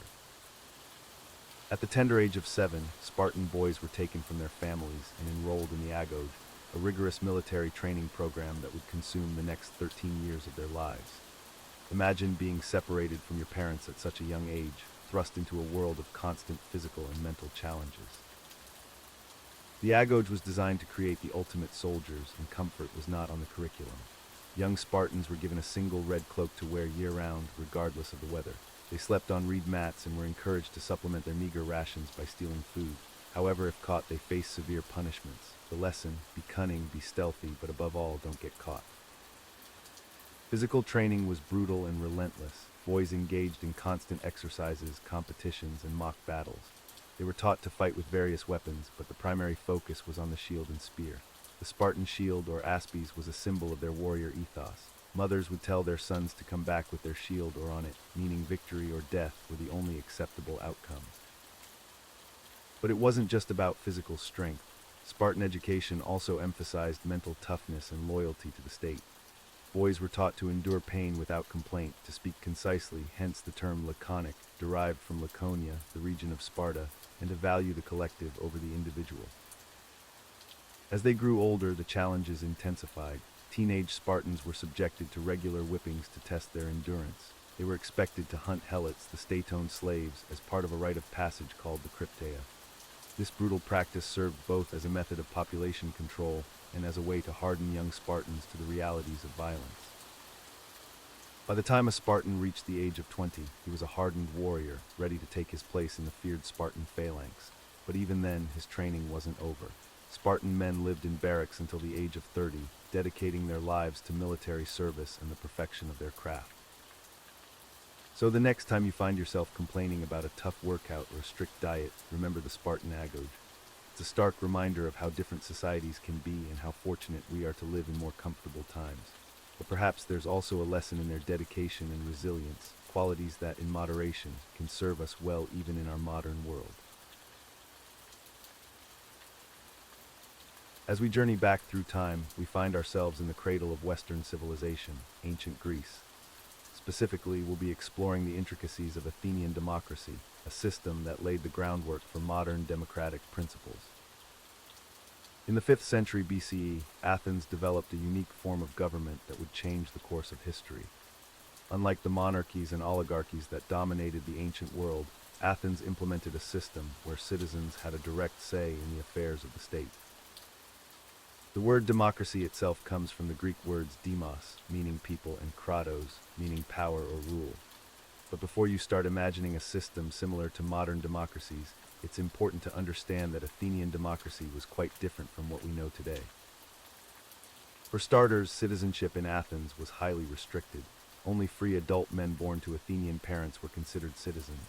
This excluded women, slaves, foreigners, and even children of Athenian fathers and non-Athenian mothers. In reality, only about 10–20% of the population could participate in the democratic process. The heart of Athenian democracy was the ecclesia, or assembly.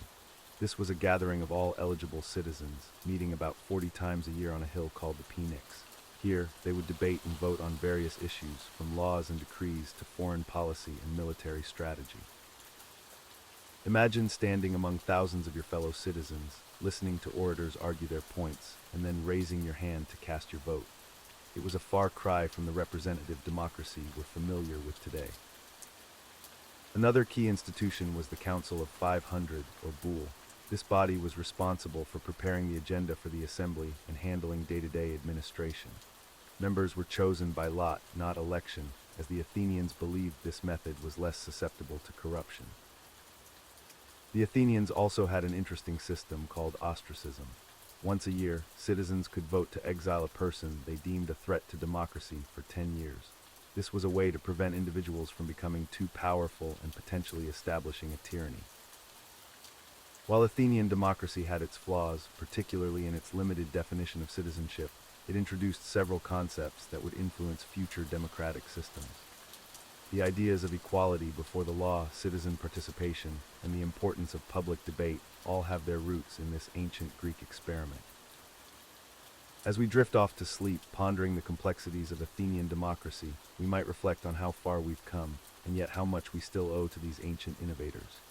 Their system, imperfect as it was, laid the foundation for the democratic principles we value today. As we journey back in time to ancient Greece, let's explore the Olympic Games, a cornerstone of Greek culture and a testament to their dedication to physical prowess and religious devotion. The Olympic Games, first held in 776 BCE, were far more than just a sporting event. They were a sacred celebration in honor of Zeus, the king of the Greek gods. Held every 4 years in Olympia, these games united the often fractious Greek city-states in a display of athletic excellence and religious fervor. Picture yourself as a spectator, standing under the scorching Greek sun. The air is thick with the scent of olive oil used by athletes to anoint their bodies. The crowd's excitement is palpable as they gather to witness feats of strength, speed, and skill. Unlike today's Olympics, the ancient games were exclusively for male athletes. Women were not only barred from competing, but were also forbidden from watching the events. The only exception was the priestess of Demeter, who held a place of honor in the stadium. The athletes competed in the nude, a practice that may seem shocking to modern sensibilities. This nudity was seen as a way to celebrate the male form and to prevent cheating by clearly displaying the athletes' physiques. The games began with a foot race, the stadium, which was run over a distance of about 192 meters. Other events included longer races, wrestling, boxing, pancration, a brutal combination of wrestling and boxing, and the pentathlon, which consisted of discus throwing, javelin throwing, long jumping, running, and wrestling. One of the most prestigious events was the chariot race, a dangerous and thrilling spectacle that often resulted in crashes and injuries. Wealthy citizens would sponsor teams, hoping to gain fame and honor through victory. Winners received no monetary prizes. Instead, they were awarded an olive wreath cut from the sacred tree near Zeus's temple. This simple crown brought immense honor and fame to the victor and his home city-state. The games also served as a time of peace. A sacred truce was declared, allowing athletes and spectators to travel safely to Olympia. Wars were suspended and conflicts set aside, if only temporarily, in reverence to the games and the gods. As we drift off to sleep, imagine the echoes of ancient cheers, the tension of competition, and the reverence for the gods that permeated these ancient games. The Olympic Games of ancient Greece were more than just sport. They were a celebration of human potential, a testament to the power of unity, and a cornerstone of one of the world's greatest civilizations.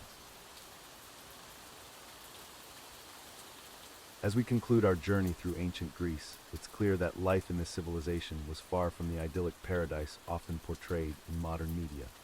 The harsh realities of daily existence would have been a shock to our modern sensibilities.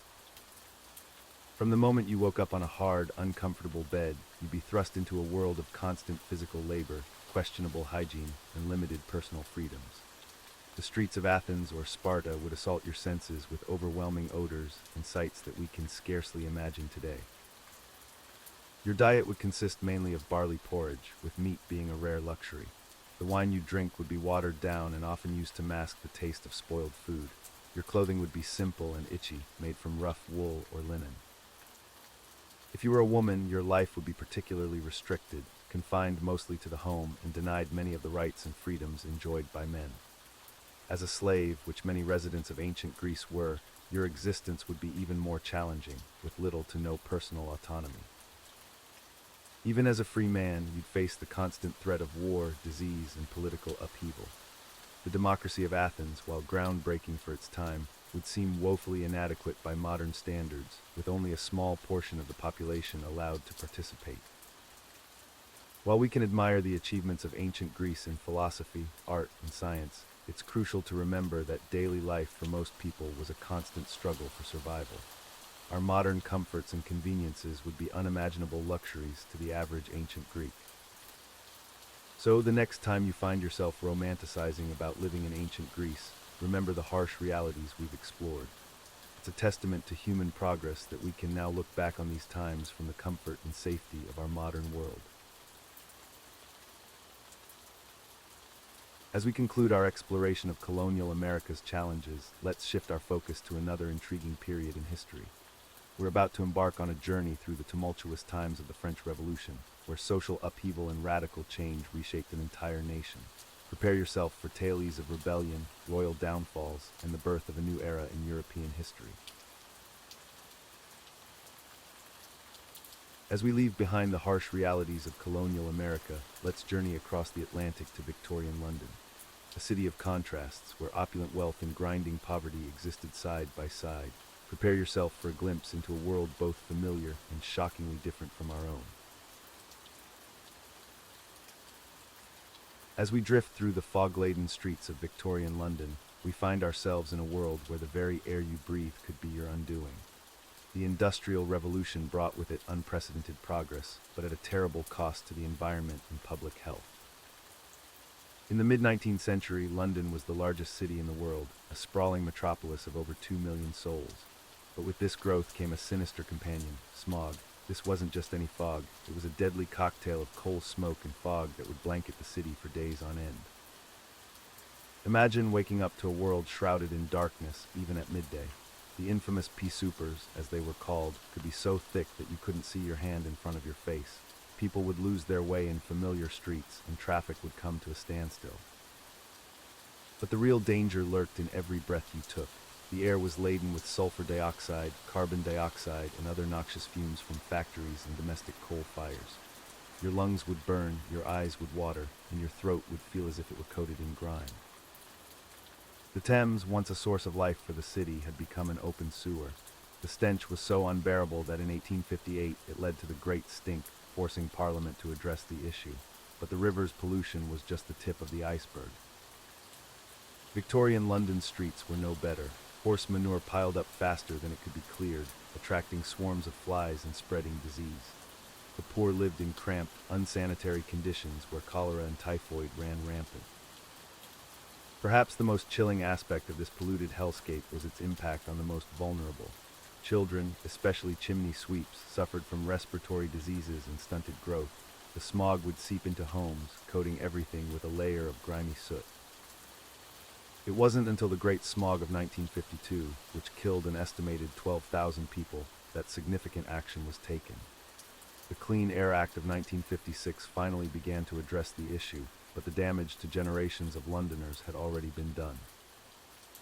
As you lie here, breathing easily in your clean, modern air, remember that for the inhabitants of Victorian London, each breath was a gamble. The price of progress was paid in labored breaths and shortened lives, a stark reminder of how far we've come in our quest for cleaner, healthier cities. As we journey through time, let's step into the foggy streets of Victorian London, where class divisions were as stark as the contrast between gaslit avenues and dimly lit alleyways. The period between 1837 and 1901, known as the Victorian era, was a time of great change and social stratification. Imagine yourself walking down a bustling street in 1850s London. The air is thick with coal smoke, and the clip-clop of horse-drawn carriages echoes off cobblestone roads. To your right, a gentleman in a top hat and tailcoat strolls confidently, while to your left, a group of ragged children huddle in a doorway, their faces smudged with soot.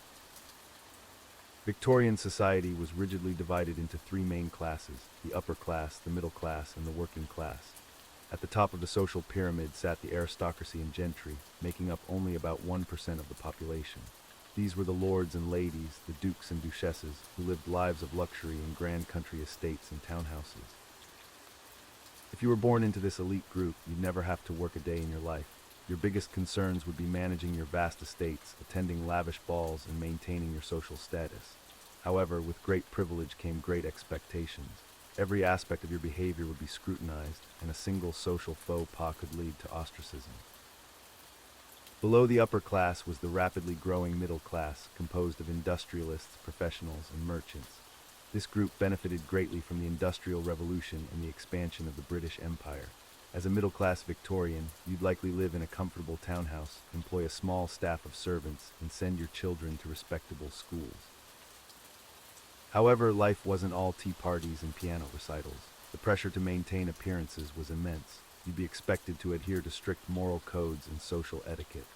A misstep in your business dealings or a hint of impropriety in your personal life could lead to financial ruin and social disgrace. At the bottom of the social ladder was the working class, making up the vast majority of the population. Life for these Victorians was a daily struggle for survival. If you were born into this class, you might find yourself working 16-hour days in a dangerous factory or living in overcrowded, unsanitary slums. Children as young as 5 were often sent to work in mines or as chimney sweeps, their small bodies able to navigate tight spaces. Disease was rampant, with cholera and tuberculosis claiming countless lives. The stark reality was that many working-class Victorians lived short, brutal lives, their existence a far cry from the romanticized version often portrayed in literature. These class divisions were not just social constructs. They were deeply ingrained in every aspect of Victorian life, from education and employment to healthcare and housing. The clothes you wore, the way you spoke, and even the food you ate were all indicators of your social standing. As we journey through time, let's step into the smog-filled streets of Victorian London, where the Industrial Revolution was in full swing. The period between 1837 and 1901 saw unprecedented growth and innovation, but it also brought with it a host of dangers that would make your average day a perilous adventure. Imagine waking up in a cramped, overcrowded tenement building where disease spread like wildfire. The lack of proper sanitation meant that cholera and typhoid were constant threats. You'd start your day by navigating through narrow, cobblestone streets, dodging not just horse-drawn carriages, but also the ever-present horse manure that littered the roads. If you were lucky enough to have a job, it probably involved working in one of the many factories that dotted the cityscape. These were far from the safe, regulated workplaces we know today. As you entered the factory gates, you'd be greeted by the deafening roar of machinery and the choking fumes of coal smoke. Safety regulations, practically non-existent. You'd work alongside dangerous, unguarded machinery that could easily catch loose clothing or limbs. Accidents were commonplace, and if you were injured, you'd likely lose your job with no compensation. Child labor was rampant, with young boys as young as 5 working as chimney sweeps, risking their lives climbing through narrow, soot-filled chimneys. Even the air you breathed was a hazard. The infamous London fog, or pea souper, was actually a toxic mix of fog and coal smoke. This smog was so thick that it could turn day into night, and breathing it in could lead to serious respiratory issues. In fact, the Great Smog of 1952, a legacy of this industrial pollution, killed thousands in just a few days. If you managed to survive your workday, you'd return home to face other dangers. The Thames, London's main river, was essentially an open sewer, breeding ground for disease and emitting a stench so powerful it was dubbed the Great Stink in 1858. Your evening meal might be tainted with lead from water pipes or contaminated with chemicals used to preserve food in the absence of refrigeration. As night fell, the streets became even more treacherous. Gas lighting, while an improvement over complete darkness, was dim and unreliable. Crime was rampant, with pickpockets and more violent criminals taking advantage of the shadows. The notorious Jack the Ripper murders of 1888 highlight the dangers that lurked in the poorly lit alleys of East London. So, while we might romanticize the Victorian era with its elegant fashions and technological advancements, the reality for most people was far from glamorous.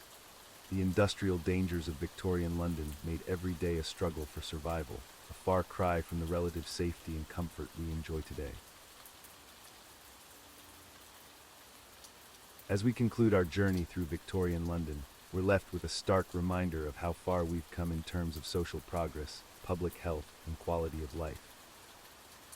The stark contrasts between the wealthy and the poor, the advancements in technology alongside primitive living conditions, and the complex social norms all paint a picture of a city in transition. While we may romanticize certain aspects of this era, it's clear that for the vast majority of Londoners, daily life was a constant struggle. The smog-filled air, the unsanitary conditions, and the ever-present threat of disease made survival a daily challenge. Yet it was also a time of great innovation and change. The Industrial Revolution was in full swing, transforming not just London, but the entire world. New inventions were changing how people lived, worked, and communicated. Literature, art, and science flourished during this period, giving us enduring works and discoveries that still influence us today. The Victorian era laid the groundwork for many of the institutions and systems we now take for granted. As we reflect on this complex and fascinating period of history, we're reminded of the resilience of the human spirit. Despite the hardships, people found ways to survive, to create, and to push society forward. So the next time you find yourself complaining about a minor inconvenience in your modern life, remember the challenges faced by those who lived in Victorian London. It might just make you appreciate the comforts and freedoms we enjoy today a little bit more. As we conclude our exploration of colonial America's harsh realities, let's shift our focus to another intriguing period in history. We've seen how challenging daily life was for early settlers, but now we'll journey even further back in time. Prepare to discover why you wouldn't survive a day in ancient Egypt, where scorching deserts and complex social hierarchies awaited those who dared to call it home. As we journey through time, let's explore another fascinating civilization that shaped the Americas. The Inca Empire, a vast and powerful realm, stretched across the Andean region of South America. Their remarkable achievements and complex society continue to captivate historians and archaeologists to this day. As we journey through the annals of history, let's turn our attention to the remarkable agricultural practices of the Inca Empire. Nestled high in the Andes Mountains, the Inca developed ingenious methods to cultivate crops in seemingly impossible terrain. The Inca Empire, which flourished from the 13th to the 16th centuries, faced a unique challenge. Their domain stretched across vast mountain ranges, where flat land was scarce and the climate was often harsh. Yet they managed to feed millions of people through their innovative farming techniques. One of the most impressive innovations was the use of terraces, known as andines in Quechua. These step platforms were carved into steep mountainsides, creating level surfaces for cultivation. The Inca engineers constructed these terraces with remarkable precision, using stone walls to hold the soil in place. These terraces served multiple purposes. First, they increased the amount of arable land available for farming. Second, they helped control erosion by preventing soil from washing away during heavy rains. Third, the stone walls absorbed heat during the day and released it at night, creating a microclimate that protected crops from frost. The Inca also developed sophisticated irrigation systems to water their crops. They built an extensive network of canals that brought water from mountain streams and lakes to their terraced fields. Some of these canals stretched for miles, winding their way through the rugged terrain. But the Incas' agricultural ingenuity didn't stop there. They were masters of crop diversity and adaptation. The empire cultivated over 70 different crop species, each suited to specific altitudes and microclimates. This diversity not only ensured a varied diet, but also acted as insurance against crop failures. One of their most important crops was the potato. The Inca cultivated over 3,000 varieties of potatoes, each adapted to different growing conditions. They even developed a method of freeze-drying potatoes called chuño, which could be stored for years, providing a reliable food source during times of scarcity. Another fascinating aspect of Inca agriculture was their use of raised fields, or waru-waru. In the high-altitude plains near Lake Titicaca, they created a system of elevated planting platforms surrounded by water-filled canals. This method helped regulate soil temperature and provided nutrients, allowing crops to thrive in an otherwise challenging environment. The Incas' agricultural practices were not just about survival, they were deeply intertwined with their cultural and religious beliefs. The emperor himself would ceremonially plow the first furrow of the season, emphasizing the importance of agriculture in Inca society. As we drift off to sleep, let's marvel at the ingenuity of the Inca people, who transformed forbidding mountain landscapes into bountiful gardens, feeding an empire and leaving a legacy that continues to inspire agricultural practices to this day. As we journey through the annals of history, let's turn our attention to the remarkable Inca Empire and their impressive road networks. The Inca, who ruled over vast territories in South America from the 13th to the 16th centuries, were master builders and engineers. At its peak, the Inca road system, known as Quhapac Nian or the Royal Road, stretched for an astonishing 39,000 kilometers, or about 24,000 miles. This extensive network connected the empire from modern-day Ecuador to Chile, traversing some of the most challenging terrains on Earth. The primary purpose of these roads was to facilitate rapid communication and transportation across the empire. Chasquis, or relay runners, would carry messages and small goods along these paths, operating in a system not unlike a postal service. What made these roads truly remarkable was their construction. The Inca engineers designed them to withstand the diverse and often harsh South American landscape. In the mountains, they built stone steps to navigate steep inclines. In desert regions, they marked the path with wooden poles, and in the lowlands, they elevated the roads to prevent flooding during rainy seasons. The width of these roads varied depending on their importance and location. Main roads could be up to 4 meters wide, while secondary paths were often narrower. The Inca used a variety of materials in their construction, including stone paving in many areas to ensure durability. One of the most impressive features of the Inca road system was its accompanying infrastructure. Along these routes, the Inca built tambos or rest stops every 20 to 25 kilometers. These served as places for travelers to rest, resupply, and even as administrative centers for local regions. The road network also included an elaborate system of bridges. The Inca were adept at building rope bridges that could span wide rivers and deep gorges. These bridges, made from grass ropes, had to be rebuilt every year, but were crucial for maintaining connectivity across the empire's challenging geography. It's worth noting that the Inca road system was not just a practical feat of engineering, but also a symbol of imperial power and control. The ability to move troops quickly across the empire helped the Inca maintain their rule over a vast and diverse territory. Today, portions of this ancient road network still exist, preserved as a UNESCO World Heritage Site. They stand as a testament to the ingenuity and organizational skills of the Inca civilization, reminding us of a time when foot and hoof were the primary means of traversing an empire. The Inca Empire, known for its vast territory and advanced civilization, had a complex religious system that permeated every aspect of daily life. At the heart of Inca religion was the worship of Inti, the sun god, who was believed to be the ancestor of the Inca rulers. The Inca practiced a form of state religion, where the emperor, known as the Sapa Inca, was considered a living god. This divine status justified the Incas' rule over their vast empire and played a crucial role in maintaining social order.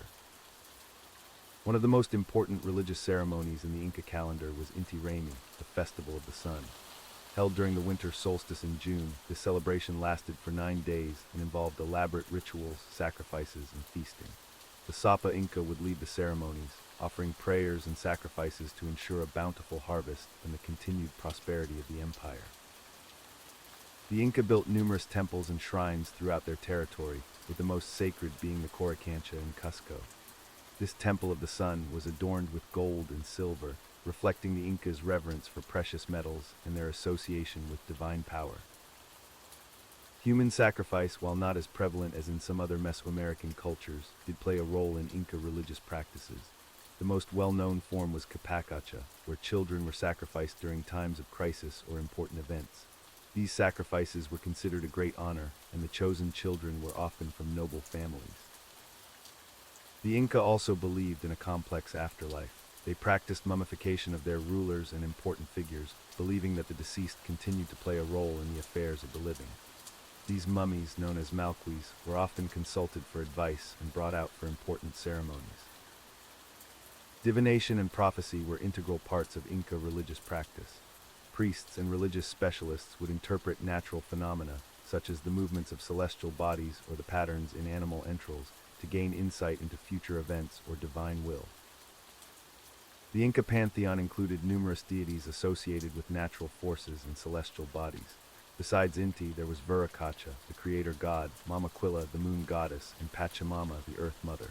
Each deity had specific roles and was worshipped through particular rituals and offerings. Religious practices were deeply intertwined with agriculture in Inca society. Many rituals were performed to ensure good harvests, and the agricultural calendar was closely aligned with religious observances. This connection between faith and farming helped to reinforce the importance of religion in everyday life.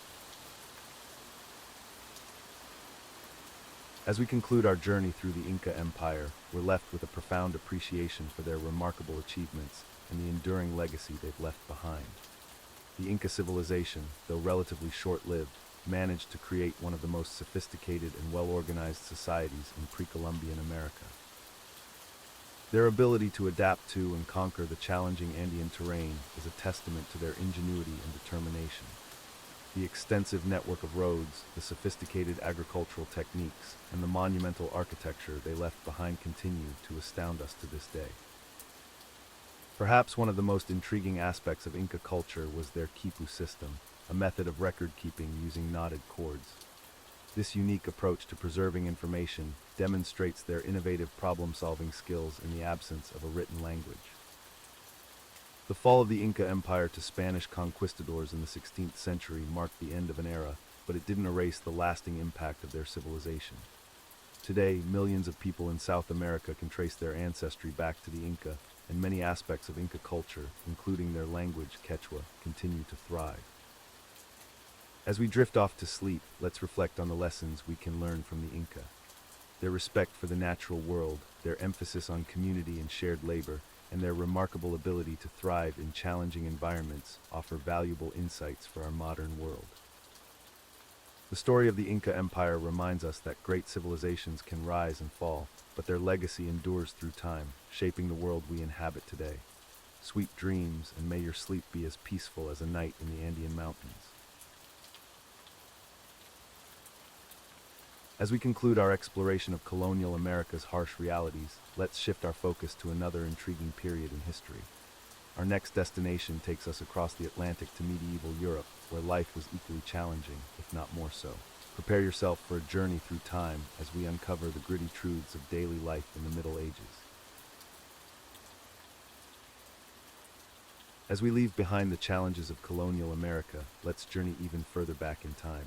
Picture yourself in the heart of medieval Europe, a world vastly different from our own. Prepare to discover why surviving in this era would be an equally daunting task.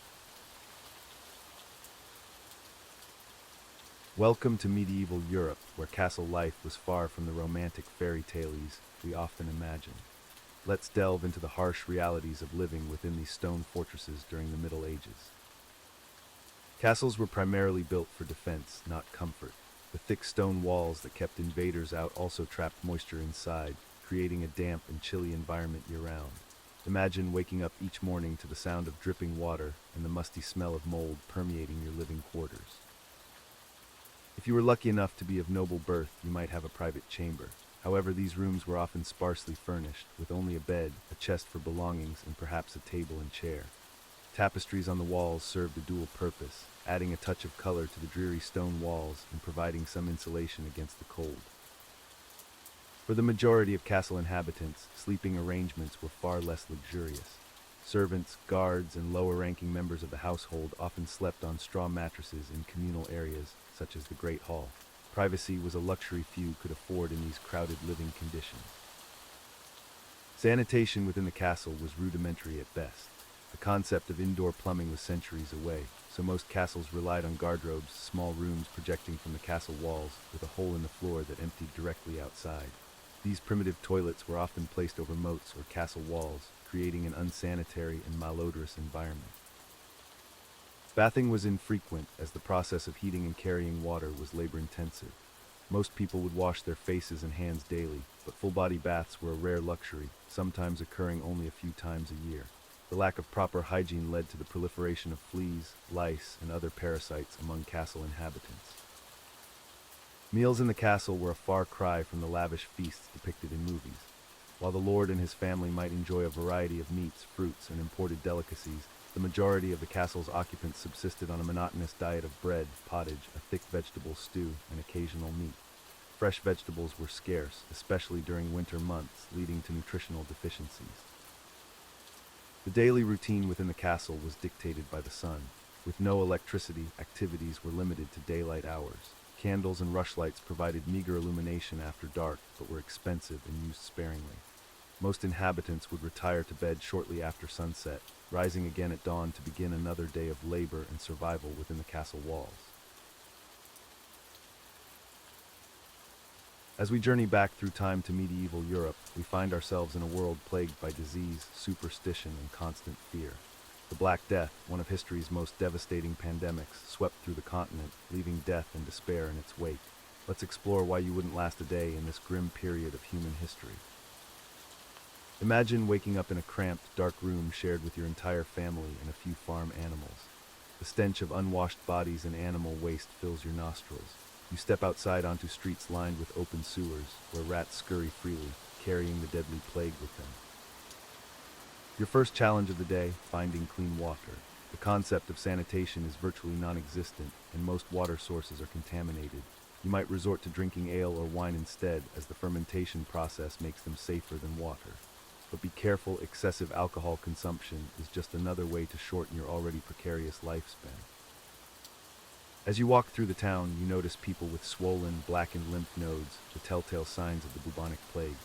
The air is thick with the smell of burning herbs and incense, believed to ward off the miasma, or bad air thought to cause the disease. Little do they know, it's the fleas on those rats that are the real culprits. You might think to seek medical help, but medieval medicine is a far cry from what we know today. Bloodletting, leeches, and prayers are the primary treatments. Doctors, if you can find one, wear bizarre beak-like masks filled with aromatic herbs, believing this will protect them from the plague. Their cures are often worse than the disease itself. Food is scarce and monotonous. Your diet consists mainly of bread, pottage, a thick vegetable soup, and if you're lucky, some salted meat. Fresh fruits and vegetables are rare, leading to widespread malnutrition and vitamin deficiencies. And forget about food safety, there are no regulations, and spoiled food is a common cause of illness and death. As night falls, you retreat to your home, hoping to survive another day, but sleep offers little respite. Your bed, if you have one, is likely infested with lice and fleas. You share your sleeping space with your entire family and possibly livestock in a single room. Privacy is a luxury unknown in these times. In this world of constant hardship and omnipresent death, survival is a daily struggle. The average life expectancy is around 30 years, assuming you make it past childhood. Between the plague, malnutrition, lack of medical knowledge, and harsh living conditions, each day you wake up is a small miracle in itself. As we journey through the annals of history, let's turn our attention to medieval Europe, a time when faith and devotion were the cornerstones of society. In this era, religious pilgrimages were not just spiritual endeavors, but also significant social and cultural phenomena that shaped the lives of countless individuals. Imagine, if you will, setting out on foot from your small village in England, bound for the holy city of Rome. The year is 1215, and you're embarking on a journey that will take months, if not years, to complete. This was the reality for many medieval pilgrims, driven by their faith and the promise of spiritual rewards. Pilgrimages were undertaken for various reasons. Some sought penance for their sins, believing that the hardships of the journey would cleanse their souls. Others hoped for miraculous cures to ailments that medieval medicine couldn't address. And still others were simply drawn by the allure of adventure and the chance to see relics and holy sites spoken of in reverent whispers.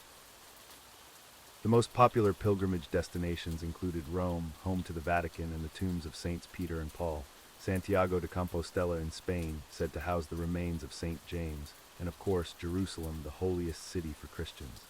These journeys were fraught with danger and difficulty. Pilgrims faced treacherous roads, often little more than muddy tracks through dense forests. Bandits lurked in wait, eager to prey on vulnerable travelers. Wild animals posed a constant threat, and the elements themselves could be merciless.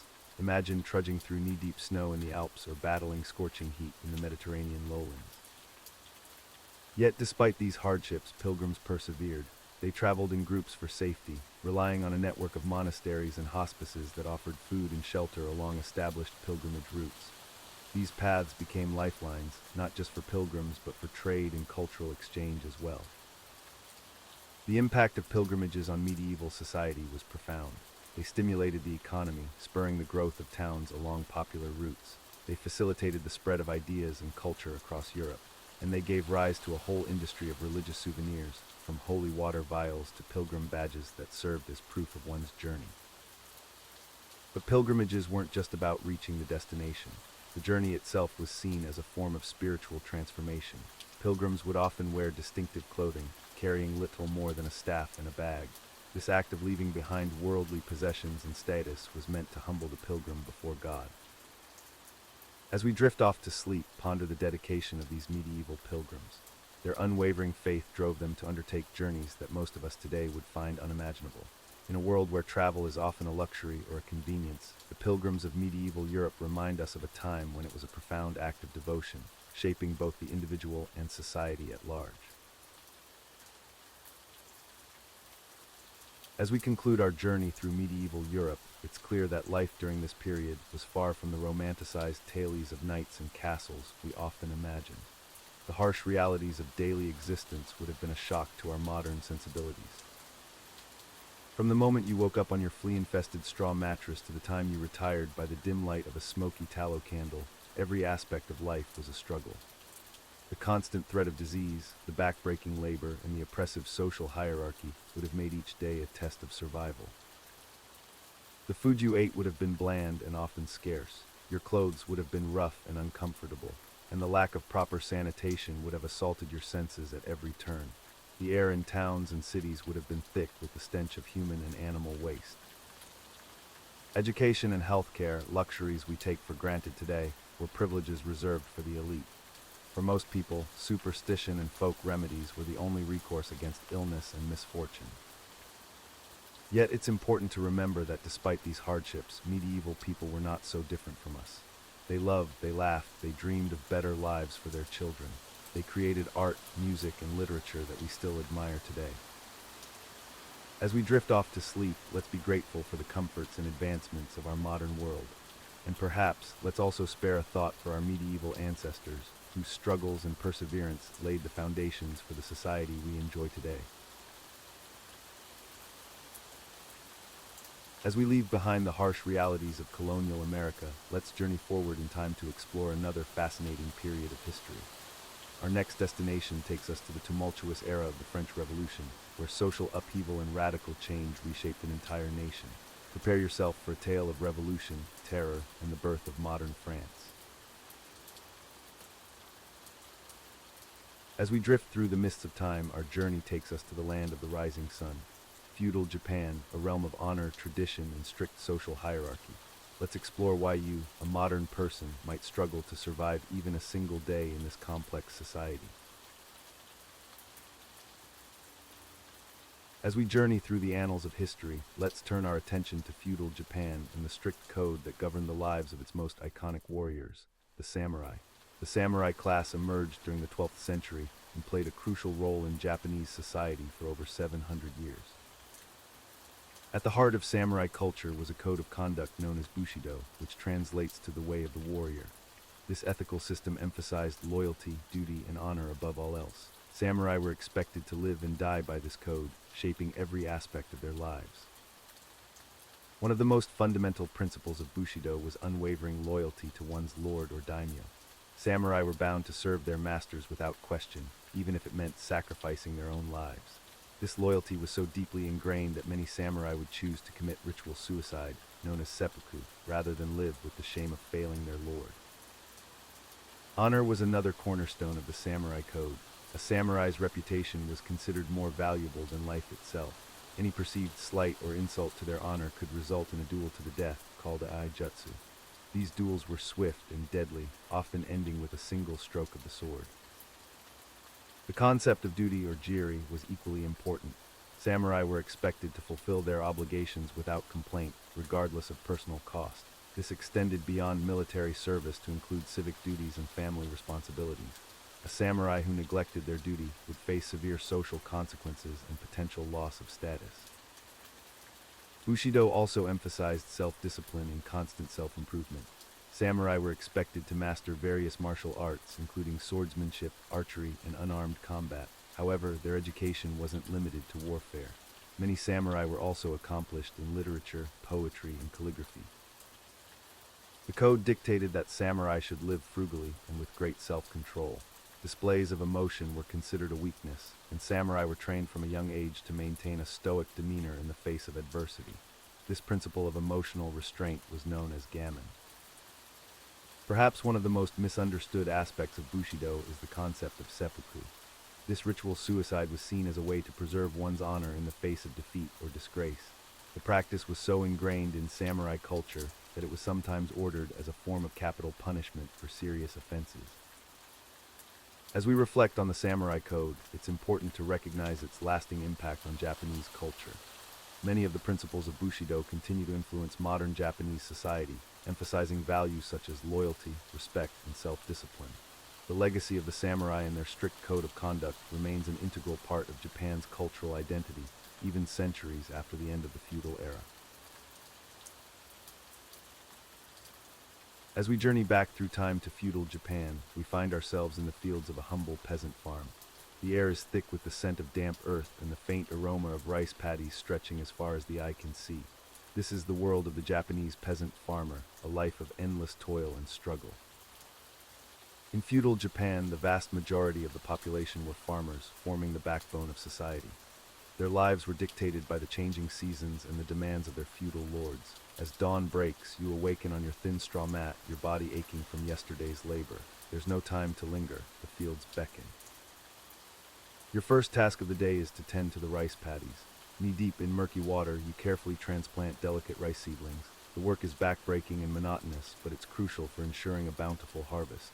The hot sun beats down on your back as you methodically move through the flooded fields, your calloused hands working with practiced efficiency. But rice isn't your only crop. You also cultivate vegetables like daikon radishes, eggplants, and sweet potatoes in small plots near your modest dwelling. These supplementary crops are vital for your family's survival, providing essential nutrients and variety in your otherwise rice-heavy diet. As midday approaches, you pause briefly to consume a simple meal of cold rice and pickled vegetables. There's no time for a leisurely lunch. The fields demand constant attention.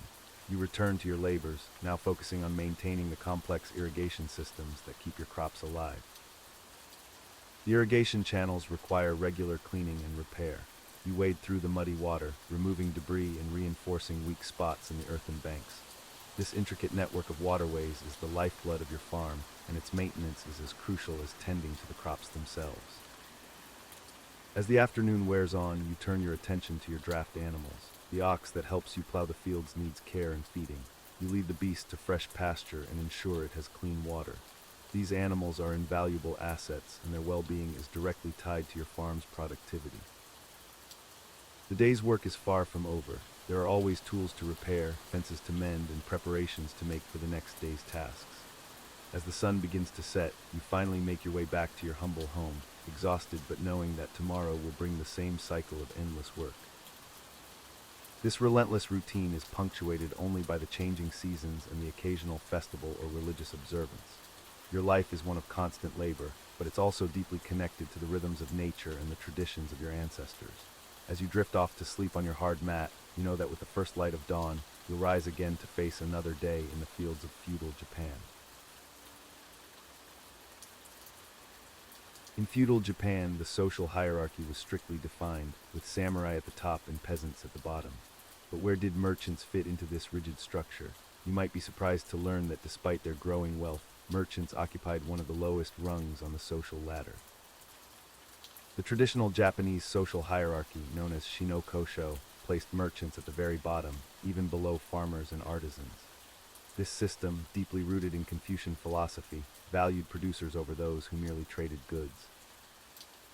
As a merchant in feudal Japan, you'd face constant societal disdain. The samurai class, in particular, looked down upon your profession, considering it dishonorable to profit from the labor of others without producing anything tangible yourself. Despite this low social status, many merchants managed to accumulate significant wealth, especially during the Edo period from 1603 to 1868. This created a peculiar situation where merchants often had more economic power than their social superiors. However, your newfound wealth wouldn't necessarily improve your social standing. In fact, it might make you a target. Samurai, who were often cash poor despite their high status, could legally kill merchants for perceived disrespect. This was known as Kirisuit Gomen, or authorization to cut and leave. To navigate this precarious position, you need to master the art of humility and discretion. Flaunting your wealth could be dangerous, so you'd likely invest in less conspicuous luxuries like education for your children or patronage of the arts. The government also imposed strict regulations on merchants. You'd be forbidden from wearing certain types of clothing or living in overly lavish houses. These sumptuary laws were designed to maintain the social order and prevent merchants from outshining their social betters. Despite these challenges, merchant families developed sophisticated business practices. You'd likely use a complex system of credit, promissory notes, and financial instruments that were ahead of their time. Some merchant houses, like the Mitsui family, even survived into the modern era, becoming powerful zaibatsu conglomerates. As Japan slowly moved towards modernization in the late Edo period, the rigid class system began to break down. However, the cultural attitudes towards merchants remained ambivalent for many years, with echoes of this historical prejudice persisting even into the 20th century. As we conclude our journey through feudal Japan, it's clear that surviving in this era would have been a formidable challenge for most modern individuals. The rigid social hierarchy, constant threat of violence, and harsh living conditions created a world vastly different from our own. From the lowly peasants toiling in the rice fields to the proud samurai warriors bound by their code of honor, every aspect of life was governed by strict rules and expectations. The ever-present danger of war, famine, and disease meant that even the most privileged members of society lived with a constant sense of uncertainty. We've explored the daily struggles of the common people, the intricate political maneuverings of the daimyo, and the complex code of Bushido that guided the samurai class. We've seen how religion, particularly Buddhism and Shintoism, shaped the cultural landscape and provided solace in difficult times. The technological limitations of the era would prove particularly challenging for modern visitors. Without electricity, running water, or modern medicine, tasks we take for granted would become arduous ordeals. The lack of effective communication and transportation systems would make the world feel much larger and more isolating. Yet amidst these hardships, feudal Japan also gave birth to some of the most enduring aspects of Japanese culture. The arts flourished, with poetry, painting, and theater reaching new heights of refinement.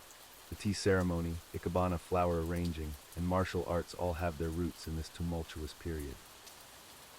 As we drift off to sleep, let's reflect on how the legacy of feudal Japan continues to influence modern Japanese society and culture. The resilience, discipline, and artistic sensibility cultivated during this era remain integral parts of the Japanese identity, serving as a bridge between the past and the present. As we conclude our exploration of colonial America's harsh realities, let's shift our focus to another intriguing period in history. We've seen how challenging life was for early settlers, but now, imagine yourself transported to a different time and place. What if you suddenly found yourself in the midst of ancient Rome? How would you fare in that bustling empire of antiquity?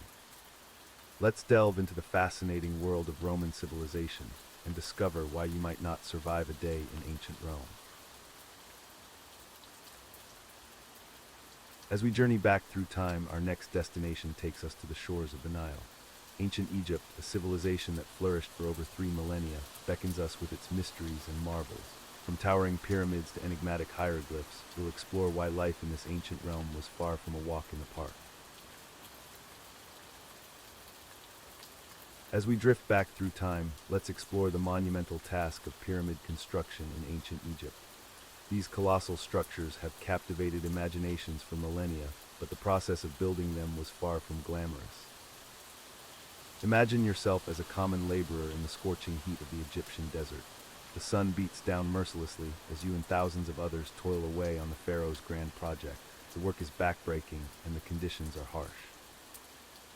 Contrary to popular belief, most pyramid builders weren't slaves, but rather skilled workers and farmers.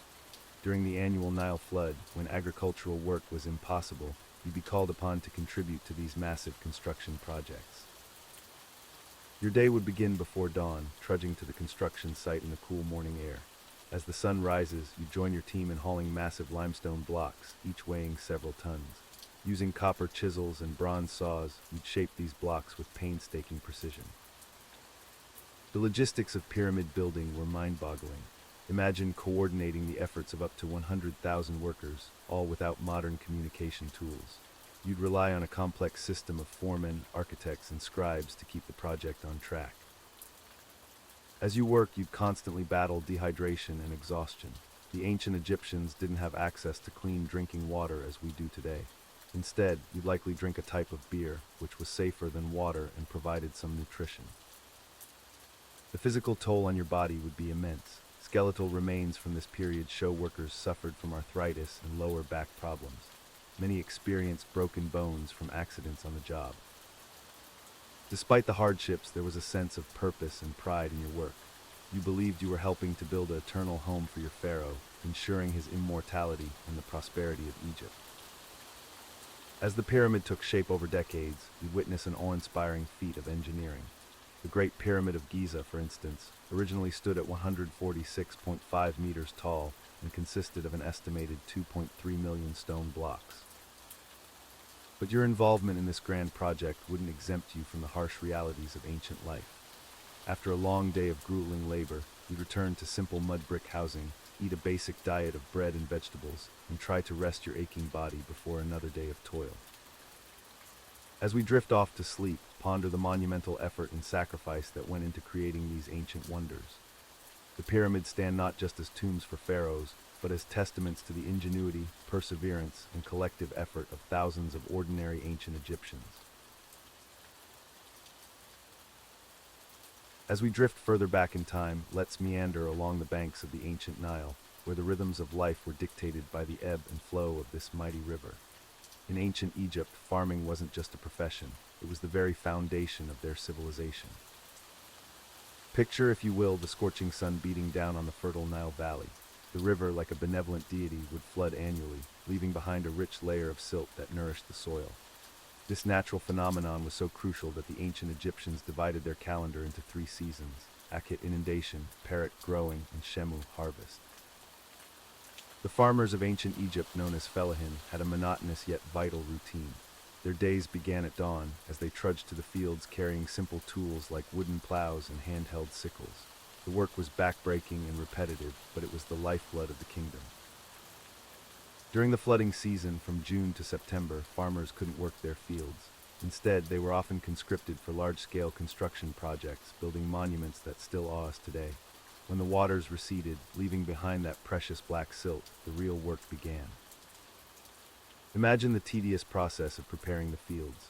Farmers would break up the soil with their wooden plows, often pulled by oxen. Then came the meticulous task of creating irrigation channels to distribute water from the Nile to their crops. These channels required constant maintenance, a never-ending battle against the unforgiving desert climate.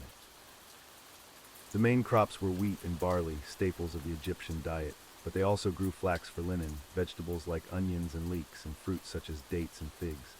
Each crop had its own planting cycle, harvest time, and specific care requirements. One particularly tedious aspect of farming was pest control. Farmers would spend hours shooing away birds or setting traps for rodents that threatened their crops. They even developed early forms of scarecrows, though these were probably more religious in nature than practical. The harvest season brought its own challenges. Using bronze sickles, farmers would cut the crops by hand, a time-consuming process that could take weeks. Then came the equally arduous task of thrashing and winnowing, separating the grain from the chaff.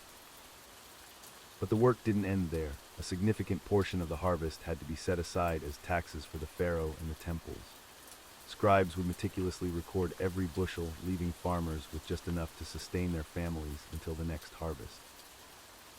This cycle repeated year after year, generation after generation. The life of an ancient Egyptian farmer was one of constant toil, yet it was this very monotony that built one of the most enduring civilizations in human history.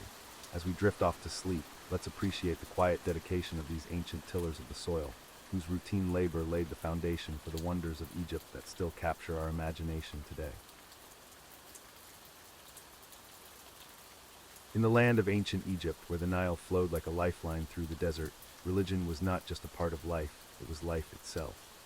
The ancient Egyptians believed in a complex pantheon of gods and goddesses, each with their own unique roles and responsibilities in the cosmic order. At the heart of Egyptian religious practices was the concept of Ma'at, the fundamental order of the universe.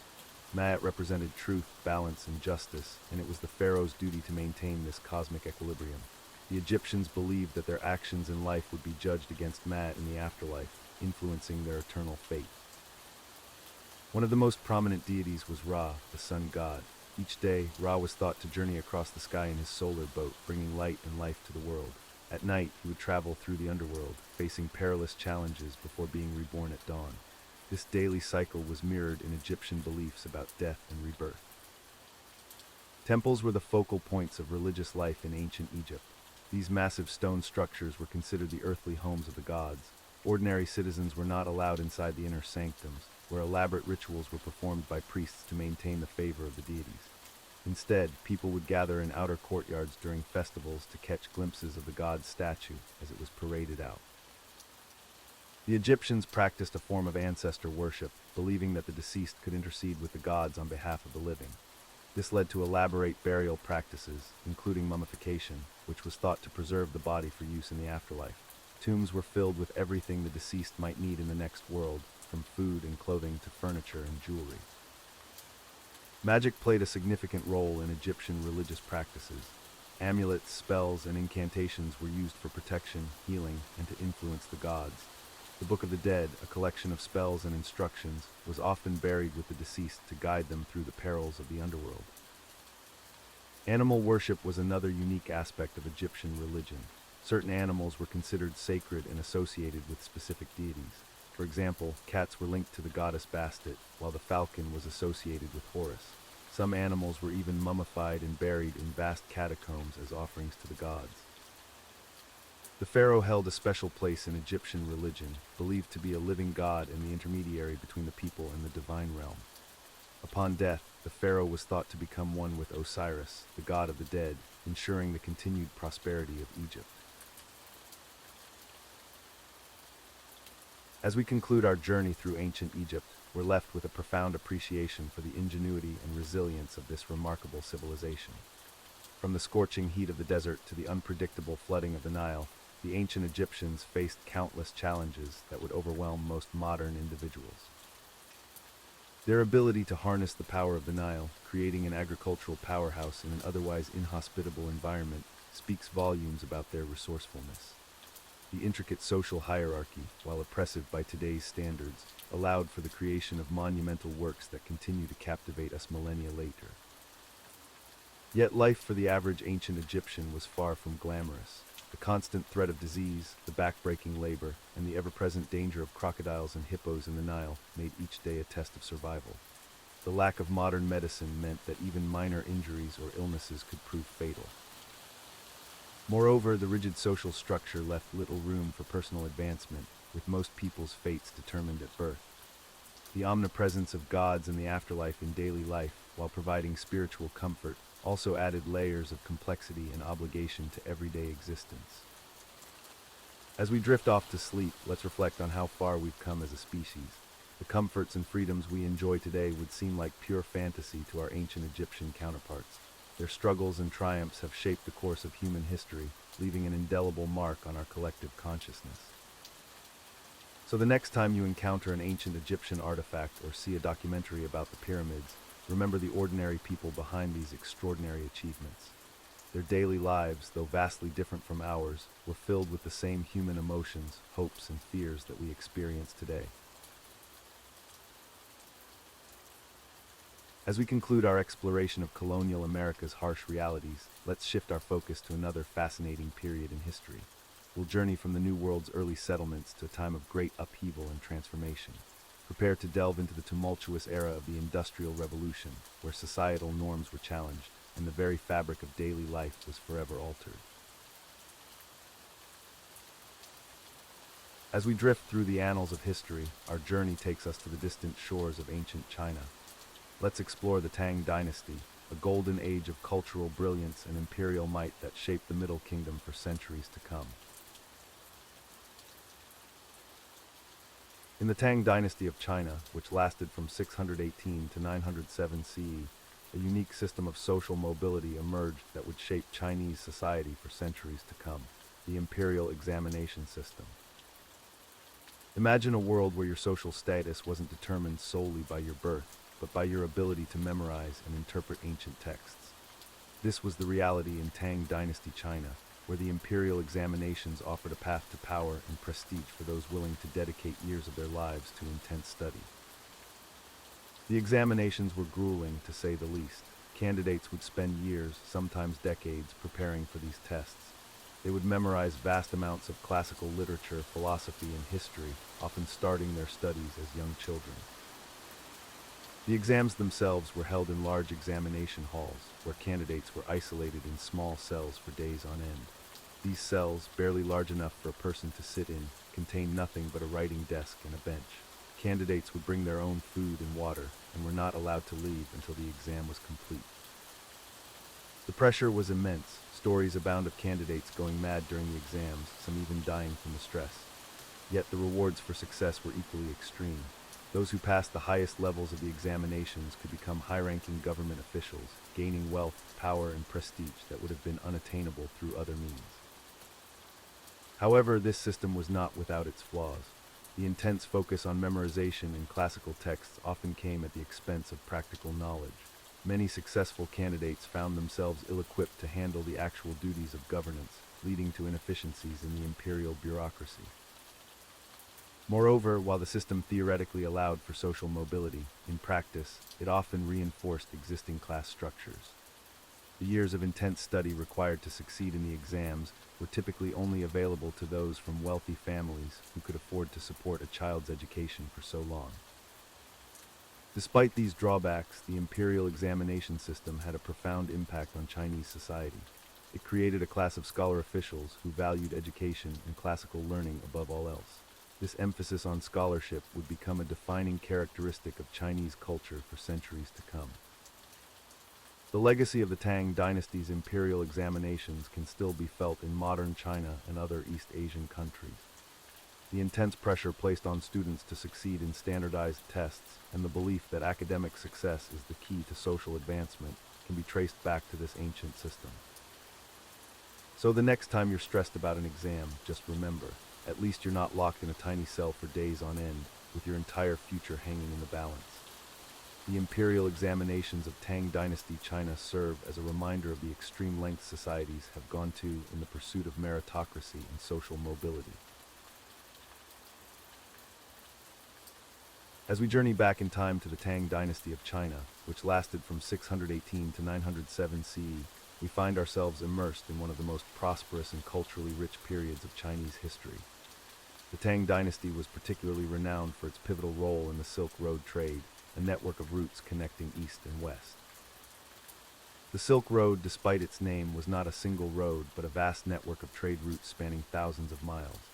It connected China with the Middle East, Central Asia, and even reached as far as Europe. During the Tang Dynasty, this network reached its zenith, facilitating not just the exchange of goods, but also ideas, technologies, and cultures. At the heart of this trade was, of course, silk. Chinese silk was highly prized throughout the ancient world for its softness, luster, and durability. The Chinese carefully guarded the secret of silk production, making it a valuable commodity and a symbol of wealth and status in foreign lands. But silk was far from the only item traded. From China, paper, porcelain, and tea made their way westward. In return, China received horses, wool, gold, silver, and precious stones from Central Asia. Spices, ivory, and textiles came from India, while glassware and grapevines arrived from the Roman Empire. The Tang capital of Chang'an, modern-day Xi'an, became a bustling cosmopolitan city in the eastern terminus of the Silk Road. Its population swelled to over 1 million people, making it the largest city in the world at that time. The streets of Chang'an were filled with merchants, diplomats, and travelers from all corners of the known world. This influx of foreign influence had a profound impact on Chinese culture. Buddhist missionaries from India found a receptive audience in China, leading to the spread of Buddhism. Persian and Central Asian music and dance became popular in the Tang court, influencing Chinese arts. Even Chinese fashion incorporated elements from the West, with women adopting looser, more revealing styles inspired by Central Asian dress. The Tang government actively supported and regulated this trade. They established a system of border markets and imposed taxes on foreign merchants. The famous Tang poet Bai Juyi once wrote about the bustle of these markets, describing barbarian horses in great numbers, Arabian spices heaped in mountains. However, the Silk Road trade was not without its dangers. Merchants faced treacherous desert crossings, mountain passes, and the constant threat of bandits. Many never returned from their journeys, yet the potential for immense profit kept the trade routes alive and thriving throughout the Tang period. As we drift off to sleep, imagine the sights, sounds, and smells of a busy Silk Road market in Chang'an. Picture the colorful silks, the aroma of exotic spices, and the babel of languages from far-flung lands. This vibrant scene of cultural exchange and commerce paints a vivid picture of the cosmopolitan nature of Tang Dynasty China, a golden age of prosperity and cultural flowering.